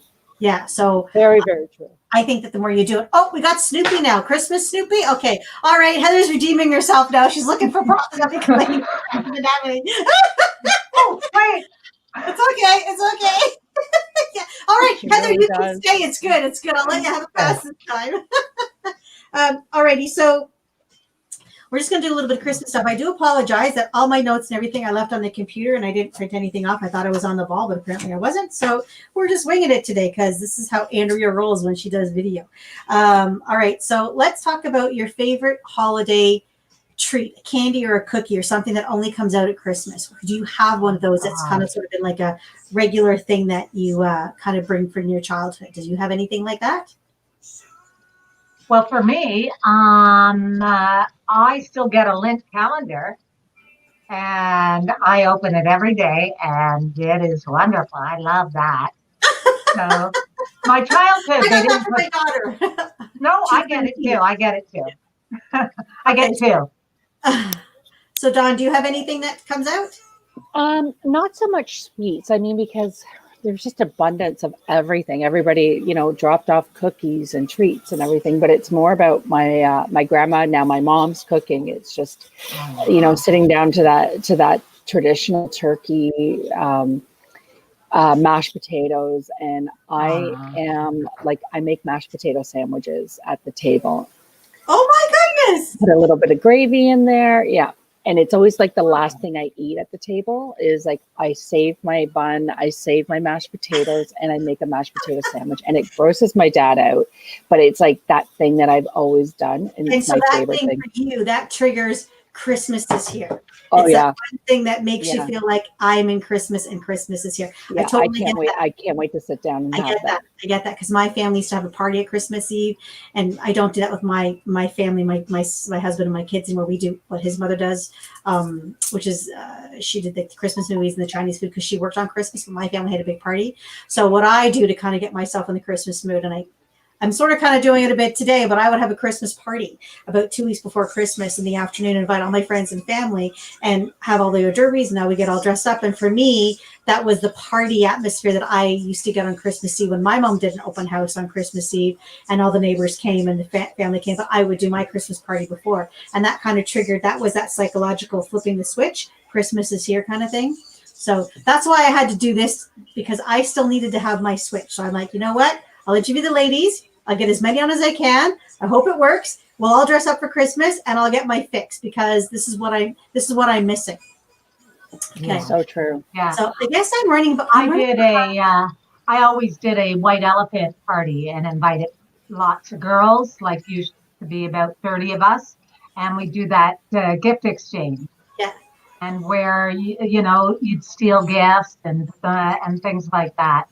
So hopefully I'll do it as a friendship party in February. So keep in mind, I might be invited. You have to do some of these things, because if you don't, then you don't flip that switch. You don't get that memory popping up, and you need that because that's what we all can't do right now. So you have to do something online. I guess I'm running behind. Oh, my other two guests, they're on, but they've kind of stepped away from the camera. So you guys get some more time, which is good. What's that? Okay. Okay. So a Christmas movie. Anybody have a Christmas movie that you watch? It's actually Snoopy for me. I love Snoopy. Yeah, it's so funny that she has that up because I love watching Snoopy. I actually have the Charlie Brown tree. That's the one thing I always set up every year, no matter what. So this was a good match to put you guys on together. This was awesome. I've had the Charlie Brown tree for about 20 years. And that's the one thing I put up every year with the one red Christmas ball. Wow. There we go. Okay. So a Christmas movie for you, Heather? Is there something that you watch every year or something that's... you know what? It's hard to pinpoint one, but with my daughter, she loves Rudolph, the red-nosed reindeer. And I like A Wonderful Life. I like, so many. I love watching. Hey, what about, what's the one with the boy? Oh my gosh. I'm going to shoot your eye out. Frank, is it Frankie? Christmas Story? The Christmas Story. Oh, Home Alone? No, Home Alone. Yeah. Because I got about 15 of them downstairs, maybe a bit more. And Elf. Elf is great too. All of them. Love them. Love them. Miracle on 34th Street. Oh my God. Christmas is the best. I wish we could have it for 3 months. Christmas Story, Christmas Vacation, all 3 Santa Clauses. I've got the 1, 2, and 3. I've got Rudolph's Shiny New Year. I've got Christmas on Santa Claus, Santa Claus Coming to Town. I've got The Little Drummer Boy. What else do I have? I have Love Actually. I have not The Family Man yet. I have Miracle on 34th Street, Scrooged, A Christmas Carol, Polar Express, Arthur Christmas, Elf. Fred Claus has been killing. It's been on quite a bit this year. Fred Claus already, and that movie for some reason just kills me. It makes me laugh. I've quite a lot this year. Okay. Yeah, I just laugh at the one part where he rocks out to Elvis with the elves, and they all don't know what to do with themselves at first, and then they all get into it. I just kill myself laughing every time. I don't know why, because I'm not typically someone who likes that kind of comedy, but that comes on. It's my favorite part. Okay, so I have Crystal from Bloomis who's going to join us. And I have Deb Tor, who just left the room, but she's coming back. Oh, there she is. She's swinging back down. She ran like about an hour. Okay, you ladies are more than welcome to stick around and listen in and join in. That's perfectly fine. If you want to go, you just wave us goodbye, and you can remove yourselves whenever you want to. And I'm going to pop in Deb, and I'm going to pop in Crystal, and then we're going to hear them. There's Deb, and there's Crystal. So Crystal, you made it. Crystal looks good. Okay, good. I miss you. I'm kissing Crystal. I'm kissing Crystal now. Miss you too, hon. Miss you too. I'll let you guys go though, and I'll listen in. Okay, that's perfect. Thank you so much. Have a good Christmas, happy holidays, and we'll talk to you in the new year. Thank you. Dawn, are you leaving now too? Okay. I'm gonna hang out for another minute. I'm gonna say hello, and then I'll probably pop out. How do you pop out? You just have to remove yourself. Do you want me to do it? Okay, I'll remove you. Ready? It's not going to hurt. Ready? 1, 2, 3, bye. There we go. Okay, so I have Deb Tor, who's here from Conservation? I can't say it. Scientists in action. What's it? Conservation scientists in action. Okay, so see, I got it all wrong. I got everybody else okay. I'm winging it because my notes are on the computer and I didn't get to print them today. So I'm winging it. All right, I do apologize. And then we have Crystal here from Bloomis. And I got my lip on today from Bloomis. We'll talk more about that. When I was waiting backstage, I was just taking pictures of the jingle all the way on the Christmas tree. You know what? This stuff, and it smells like cherries and vanilla and cinnamon, and it's like you could eat it. It's like delicious. And when it first came, my husband and I were fighting over it. We did a little video and we sent it to Crystal, but it wasn't good. But we're going to do another one for her because seriously, we fight over this. I have to hide this from him because if I don't, he steals it. So I have to get him his own. It's just the video is so cute.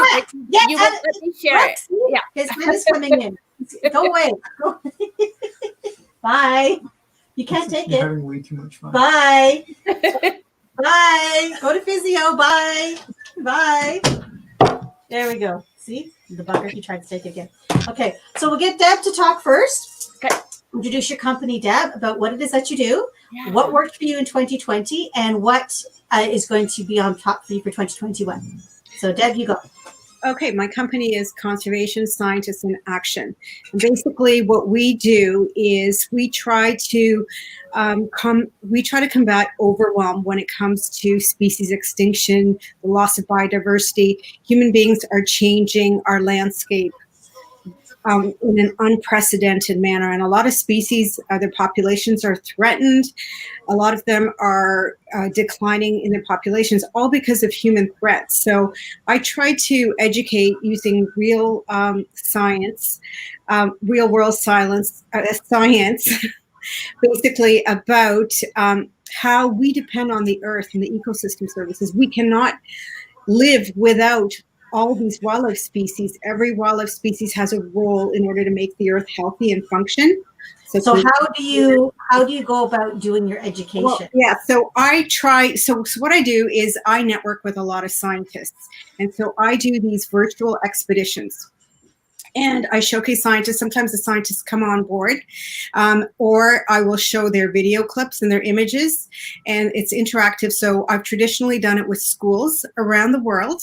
Yeah, Dubai, India, all over, and with school classes. And we go over, so we'll meet vultures in their habitats. And a lot of kids and teachers are amazed by that because they didn't know, before they took the expedition, that vultures are ecosystem purifiers. They protect us from diseases such as rabies. I love how you call it an expedition instead of calling it a class or a lesson or a webinar. Like that to me just sounds so much more fun. I mean, if I was a kid, sitting in there and thinking, okay, I'm Zooming all day long, I'm living on the computer, this is my life now, and I'm going to be doing another class on animals, that's what I'm going to hear. But hearing an expedition, that's like more interactive. That's just a great way of saying that.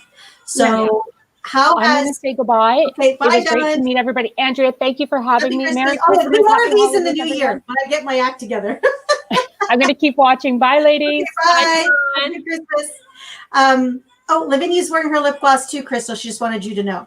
So, so 2020, I know you did a lot more of the video expeditions. I saw a lot of that going online. Is that what's going to be for 2021, or is something different happening? So with this whole COVID pandemic, what I started doing is I started doing more homeschoolers and more families.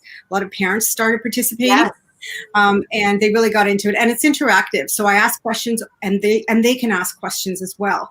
And so of course, I have to make it as engaging as possible, and that's my goal, is to have video snippets and images that are very engaging.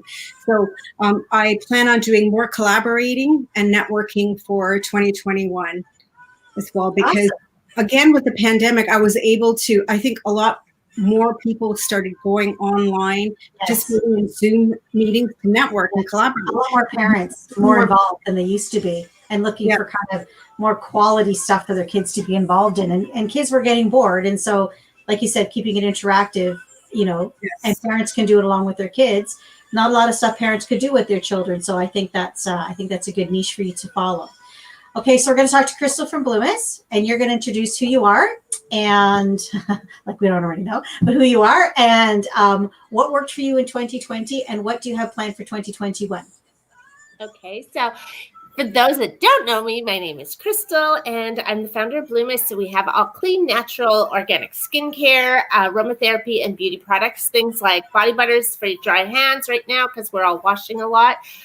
Lip glosses in a lot of shades now. I think there's 8. Skincare, face creams, everything like that. And $1 from most of our products goes to a fertility charity that I started to help women or couples that are struggling with fertility, to raise education, to provide financial support, and just resources. And that's me. And 2020, I did a big shift. And I guess in 2019, I focused a lot on getting in spas and stores and retail. And I was like heavily pushing that. And 2020 came and said, no. So I wish I would have been focusing more online. I had always done a lot of online. And it just made me focus and streamline in what I need to be doing. And I'm so happy that it kind of was a blessing, because it really pushed me to do my online and focus on one thing. So, yeah. You know, I think that's been what I think a lot of people did. You know, pivot seems to be the year for 2020, but I really think, you know, facing your fear should actually be what people should be focusing on. Because I think a lot of people just stuck with what was, or what they was working, or were just really super comfortable in what they were doing. And nobody just really pushed. Nobody really pushed out. And so pivot is a great word, but pivot to me is just, you stay the same. Like if you're in your home and you pivot from your left to your right, you're still in the same line. You know what I mean? You haven't gone forward. You haven't gone backward. You can still stand on that line in your tile and just pivot from left to right, and you're still in the same space, right? But if you face your fear, you're stepping forward. You're stepping out of that box, and you're doing something different. And that's what I see a lot of people are doing now, is that they're just being brave, and they're just trying stuff, and some of it works and some of it doesn't. But nobody's afraid to try anything anymore, and I think that's awesome. I think that's really what's happening now, is people are just going out there. I mean, like, look at me today. I had like 2 cameras, and my lights don't work, and my music is not playing. My husband is stealing my stuff, but you know, I'm here, and it's like, this is what I am, and I'm real. And you know, you can laugh with me, you can laugh at me, but we're all having fun, and everybody showed up, so I'm brilliant. I mean, that to me is a win. Everybody came. That's awesome. You learn something every time. What I learned is the more real I am, and the more I can show behind the scenes, of that it's not all perfect, and it's not all super done the right way, and I'm just a human being just like the rest of you, it actually is really super successful. I do 1 or 2 of these shows, and I've done like 9 or 10 of them, and I have I hate doing videos, and I hate taking pictures of myself, and I've been doing videos because I can't do in-store demos to show that the hand butter works or how the lip gloss looks. So I've been doing videos, and I hate them. I really legit hate them, and so much. And I've been doing them more and more and more, and just like pushing through. And it's I love your videos. But that's what you would do. If you would go to a store or go to talk to somebody, they'd have to talk to you. They'd have to meet you. Yeah, and I love talking to people. That's the thing. It's just the camera. Oh my God. Yeah. Yeah, camera sucks because I'm really wearing a red shirt and red lip gloss, and it looks orange on my camera. But you know what? It is what it is. I'm not naked and I'm clean. Thank you for that, Andrea. Thank you for asked what they wanted to wear, and I said, "I'll wear a shirt or wear this." And they're like, "Well, what else can I wear?" And I'm like, "Okay, you know what? I don't care what you wear. Just can't be naked because it's a G-rated show, and I don't want to do one of those. You know, like, I don't do that kind of show because then if you get naked, then I got to get naked, and then that's a whole other game. We just don't want to go there." You know, my mother used to always say, and my mother's gorgeous, but my mother used to always say, you know, men would be throwing money at other women to say, you know, take it off. And she'd say, they'd be throwing it to me saying, put it on. And I'm like, no, I don't think so. That's not what they do. Okay.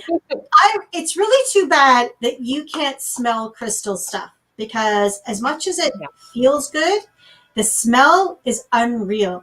I love her lip glosses. I've got a whole whack of them here. I've got more in my drawer over here. They're in my other room. I've got about 5 or 6 of them now, I think. Yeah.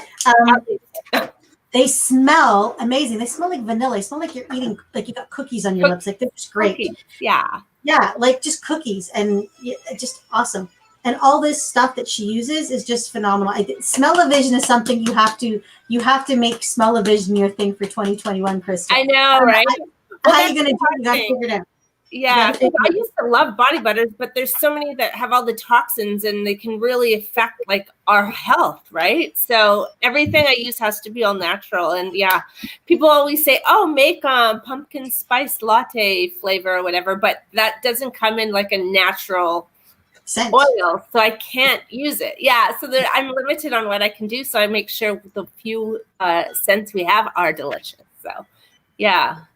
Yeah, you don't want to pumpkin spice everything. So pumpkin spice is hysterical because pumpkin spice really isn't a spice. Pumpkin spice is gingerbread, is ginger, clove, and vanilla is there? And like it's all the stuff that I use in my gingerbread cookies. And people call it pumpkin spice. And I'm like, for me, I smell like it's gingerbread. It's just gingerbread. Like it's all the same stuff you put there. Okay, so let's do some Christmassy stuff. So what is a favorite Christmas song that you remember from childhood that you can still sing? Nobody wants to sing today. Deb? Well, I'm not singing. I've always loved Silent Night. Oh, I do like that one too. I just think it's beautiful. Yeah. I remember we had to learn, I think it was called "O Christmas Tree," but we had to learn it in German. And it was called Tannenbaum. Tannenbaum. I can't sing, but yeah, that I remember. That's probably, and it's like not even in English, but that's the one song I can remember that we had to sing at school. So did you remember? I mean, we used to have to line up every year, and not even for the parents, just for like the school, like in our classes, and we had to sing Christmas songs all the time. And most of the stuff that I remember when I sing them, I think of myself standing on those benches, you know, like the benches, we all had to stand in a line, and we all had to sing all these songs. I'm thinking, I was short, so you were short too, Andrea. So you know what? I was the tallest girl in my class in grade 1. I kid you not. That is it. I was 6 and I was huge. You know why? My birthday's in January. So they were all turning 6 and I was turning 7. So I was the tallest kid, tallest girl. Yeah, for like a whole 5 months. Sorry? Are you tall? Deb's tall? Deb, I don't know. Are you tall? I'm about 5'4.5". Okay, we're the same. Which is huge. I'm 4'11", so you guys are pretty much Amazon women compared to me. That's all that I am. But yeah, so I was the tallest girl. That was the only time. I was 6 years old. That was it. And then it's all downhill from there. That's okay. That's why I'm so loud, because I'm so short you can't see me. So I have to be loud so you can hear me. Oh yeah, that works. That's you got to work with what you got, right? Well, I'm the shortest one in my house. My son is 6'3", my husband is 6'2", my daughters are about 5'9", 5'10", and they enjoy making fun of me. Oh my goodness. Constantly. The other day we were eating dinner and they were laughing at me because I was able to swing my legs at the table, like stop. Swing them back and forth? But I was really lifting them up. I mean, I can touch the ground, but not flat-footed. I thought it was hilarious, and I was just like, really? So when we go to a restaurant, this drives my children crazy, absolutely crazy. We walk into a restaurant and we walk in and they go to sit us in a booth, and nobody walks to sit in the booth but me. My family stops and watches, and the waitress looks at them and they just go, wait. I have to walk in, and if I sit on the booth and I sink in and the table's up to here, I'm like, I can't sit at this table. I feel like I'm a little kid. Can I have another table, please? And I'm going to go sit in a chair. So that's the way it goes. Every time I sit in a booth, it looks like it's tall, then it sinks, and it's like it's my boobs and my armpits, and I'm like this. I'm like, I know what you're talking about. Right? So, okay, like it's not just me. So we always have to like change. So they have to wait till I sit down first. Can't have the air blowing at me because I'll get cold. Can't have the table like this because then I can't eat. So they all wait till I get situated. Just so long that I've been in a restaurant, I can't remember. Yeah. They're just like, go sit my mother, and when she's good, she'll flag us down because I have to move around to figure it out. I'm picky that way. Playing with my Bloomas class. Okay, so all right, how about a favorite Christmas memory? Can be something that's, you got a favorite toy, you have a favorite ornament on your tree, reminds you of something every single year. What is something that you only kind of sort of, just a favorite Christmas memory? Do you have one from like being a little kid? Okay, go. Me first? I don't know. I just remember because we lived on the lake. I'm from Winnipeg, so we lived on the lake. So we would always go like ice skating and Christmas morning or a hike, and we always would get our tree and stuff and decorate one just that day. So that's just something that kind of sticks with me. And now now this year, but we barely get snow at Christmas here in Ontario. So so it's really different. But we try to do a hike at least every Christmas day in between when the breakfast and when the turkey's ready. So we still try to do that. My husband calls Winnipeg Winterpeg. It definitely is. Because he's been out there, he travels out for his work, and there'll be snow like in October, and I'm like, what? He's like, oh yeah. And I might get this wrong, so bear with me. It's with the sun, like it's so dark there all the time, or is it the sun? It's the opposite. It's the most sunny place in Canada. Okay, so then he whenever he travels, that's the hotels that have all the black drapes, and you have to close them or else you'll never get to sleep because it's like sunny till like 9 o'clock at night or something. Yeah, when I moved here, and it's by far now I don't notice it, but when I moved here, I always thought it was gloomy, and there's so many cloudy and overcast days here. It was crazy. Yeah.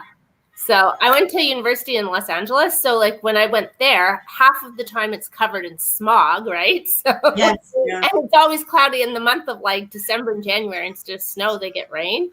So it's always gloomy. So coming from Winnipeg where it's always sunny, it was so depressing. So I went out, I was down in LA and in California in the wintertime too at Christmas. Yeah, it's like a weird feeling. Yeah, you're expecting this really bright, sunny Christmas, and you don't get it. It's really dark and rainy.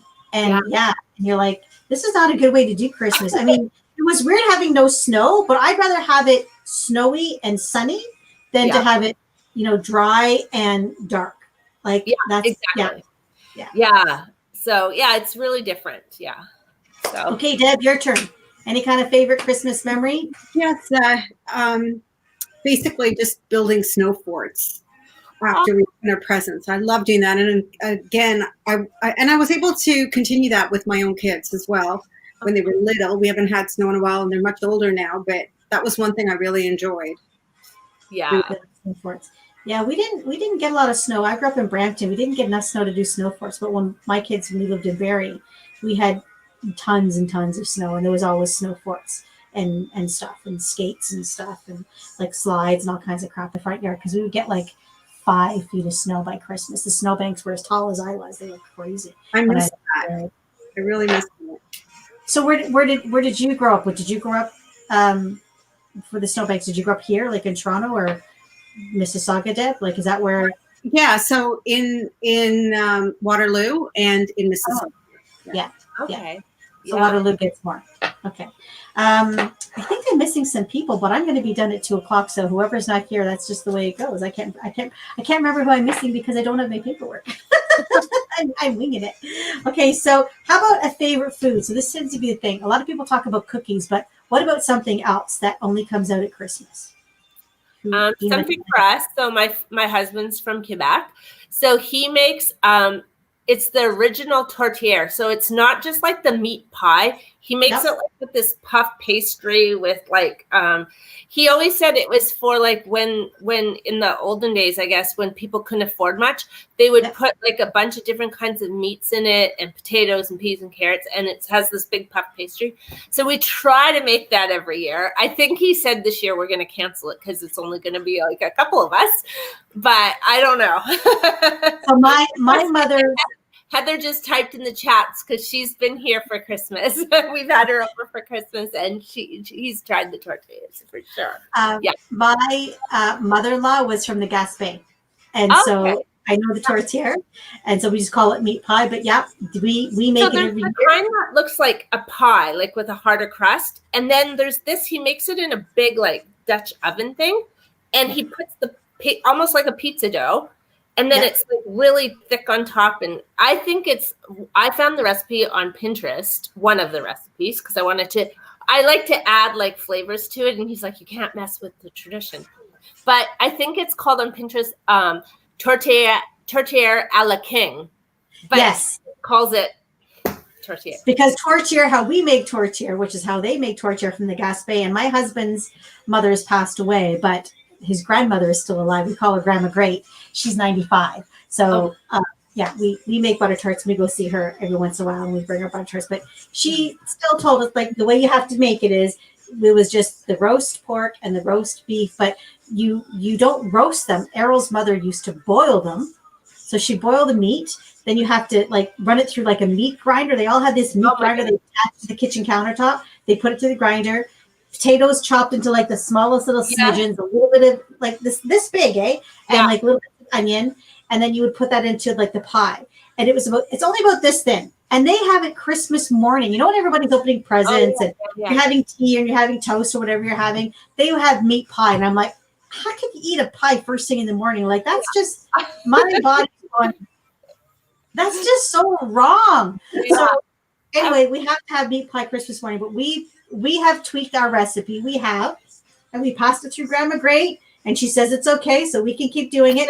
We roast our meat, and we actually take some of the juices. We put garlic in it as well in the water when we roast it, and then we actually take some of the juices and we put it in with the meat so it's not so dry. Because I'm like, if I'm having tortilla, I'm having peas and leftover gravy with it because I cannot. That to me is like sludge. It's like Velcro. I'm like, I can't get this thing down. That doesn't sound appetizing, sludge pie. Yeah, sludge pie. It tastes amazing. It tastes so good, but the texture is so dry. You know, you give a dog and you give a dog peanut butter on a piece of bread and you stick the peanut butter to the roof of its mouth and the dog's going, that's what it feels like when it's so dry. Crystal's laughing because she's had tortilla. But that's what it's like. So we do that. See, and I like things like, I love sauces and I like like juicy. And my husband, he could have it like dry, like he's fine with that, right? That's I'm like, no! Spaceman food. My mother used to cook everything until it was dry as bone. My husband called it spaceman food.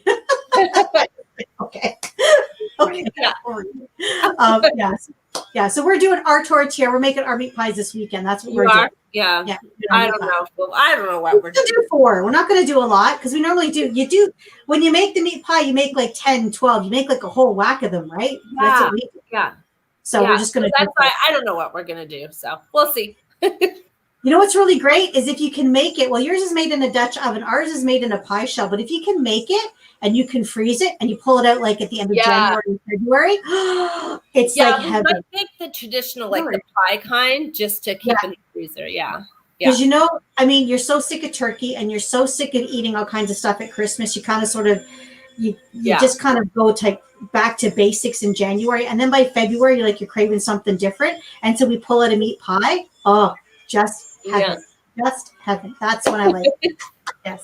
You got to save some gravy though from Christmas because I got to put a bit of gravy on mine. That's sacrilege. You can't tell anybody that I put gravy on my meat pie. Like I would be just,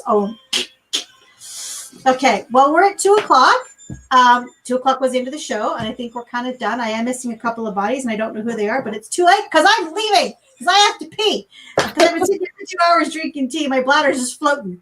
So, anyways, thank you, ladies, for coming. I'm going to do more in the new year. You're more than welcome to come on. Sorry? I'm glad Crystal was on here because I've been meaning to order stuff. And I need some stocking stuffers. Oh, fabulous. Going on your website. Pardon? Do I go on your Facebook page or a website? Just right on the website. And Okay. right now I have, can I share? I have a discount code. Okay. It's called Holiday. Holiday, just Holiday, no S or anything. And you save 20% on everything for everybody. Yes. You got to get just Jingle All the Way. Jingle All the Way. I don't know if you can see all the it. way. Yeah. It smells like cherries and cinnamon and vanilla. Like it's just, I want to eat it. It's just ridiculous. And it's really good. And you just need a tiny bit. That's why you just need a tiny bit. And it I go melts. like this. I take my finger and I just rub it around. Yeah. And that's what comes off. Yeah. And that's all you need. And it does front and back. And we sell to a lot of like healthcare workers, and they're always like, "Oh, is it going to be greasy?" Because then they can't like help patients. Oh, yeah. And it absorbs in, but you feel like when you wash your hands, it's still working. So yeah. It's one of my brilliant. And then the lip gloss too. Like I know. There's all kinds of colors, right? But there's all kinds of different colors. Yeah. Pardon? Beautiful. I saw Lavinia. Yes. Sure, with your lip gloss. She looks amazing. Yeah. Color. Yes, she did the red. Lavinia, yeah, she did the red too. Yeah. New one, which I'm going to do. But they're just amazing. I have been in cosmetics for a long time. I was a makeup artist, went to school of makeup art, worked in cosmetics, worked in retail. I'm a lip junkie. I have more lip products than I know what to do with. Like I buy a lot of eyeshadows, but I buy tons of lip stuff. Even this year, I got like lip stuff on my list. And I love Bloomis. And I'm just not saying this because Crystal's here. I love Bloomis. I would buy this stuff if I didn't even know her. What I love is my lips get dry when I use products. So this stuff, you buy lip glosses that go on your lips and they'll absorb into your mouth and they'll disappear in a half an hour. Or the color, the pigment fades within about 45 minutes. There's nothing left. You just get like a clearness. This stuff, the pigment is super pigmented and it stays for a long, long time. Yeah. It's not greasy. It doesn't run all over your mouth. Like you get lip glosses that end up down here. This stuff stays where you put it. Like it really does.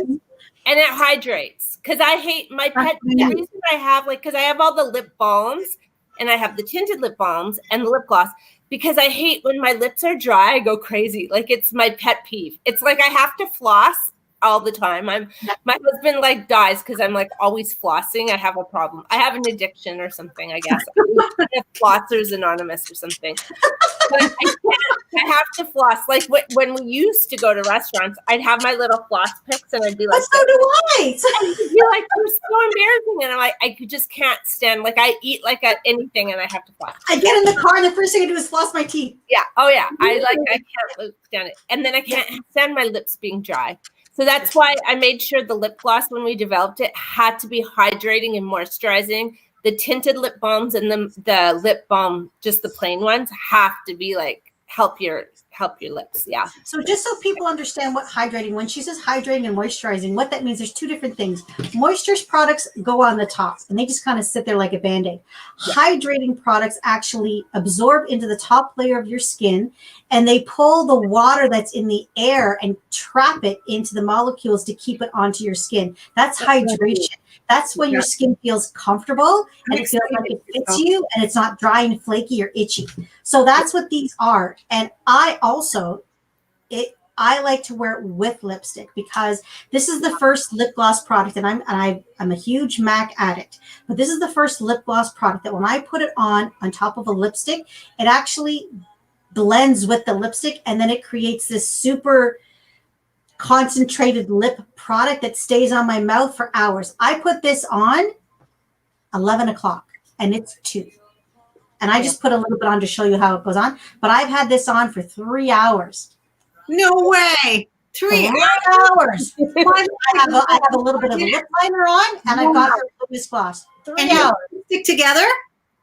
Yeah. So that's another issue I have is when I put lipstick on, they kind of like stick. No. No sticky. Look, it's no nothing. It's awesome. Sarah Terrell, oh, I don't even know if she's on listening to us, but she's always like, it's not sticky. That's awesome. Okay. I'm always laughing because she always comments, it's not sticky. No, but what I do is I'll show you my combination. I use just the plain lip balm. And then, well, sorry, because this is the tinted color. My camera's a little bit off. And I have no labels on mine because then I know it's mine. And then my new favorite, and Andrea actually doesn't have that one, but it matches with her shirt right now. I know I don't have that one. This is the new Holly, but it's really sheer. So I wear it on top of the tinted. So it's sheer with just a little bit of shine in it. It just hydrates. Yeah. But yeah, that's what I love. I love that. Yeah, I need them hydrating or else I'd lose my mind. Like, I mean, I've got more of, usually in my makeup bag, I'll have 3 or 4 lip glosses, couple of lip liners, my face powder, and that's pretty much it. And I'm going to tell you that I have more Bloomis lip glosses in my bag and in my office than I have of any other brand. That's a great testimonial. It's phenomenal. Just absolutely phenomenal. Okay. So, yes, buy them and get them, and anybody can wear them. And they're just, by far, color-wise and how long they stay and how they feel and everything about it is the best formulation that I've ever found. And I am, like I said, I'm a hardcore lip junkie, and I, use professional stuff, and this stuff is by far the best. Thank you. You are welcome. No, you can send me my free one next week. I'm just kidding. Bonus, right? Your bonus lip gloss. No, it's awesome. Alrighty, ladies. Well, I'm going to go because I'm starting. This was Thanks, great. Andrea. Nice virtually meeting you, Deb, finally. Yeah, meeting you too. And all the best wishes, happy holidays, and we'll talk to everybody in the new year. Thank you so much for having me. Bye.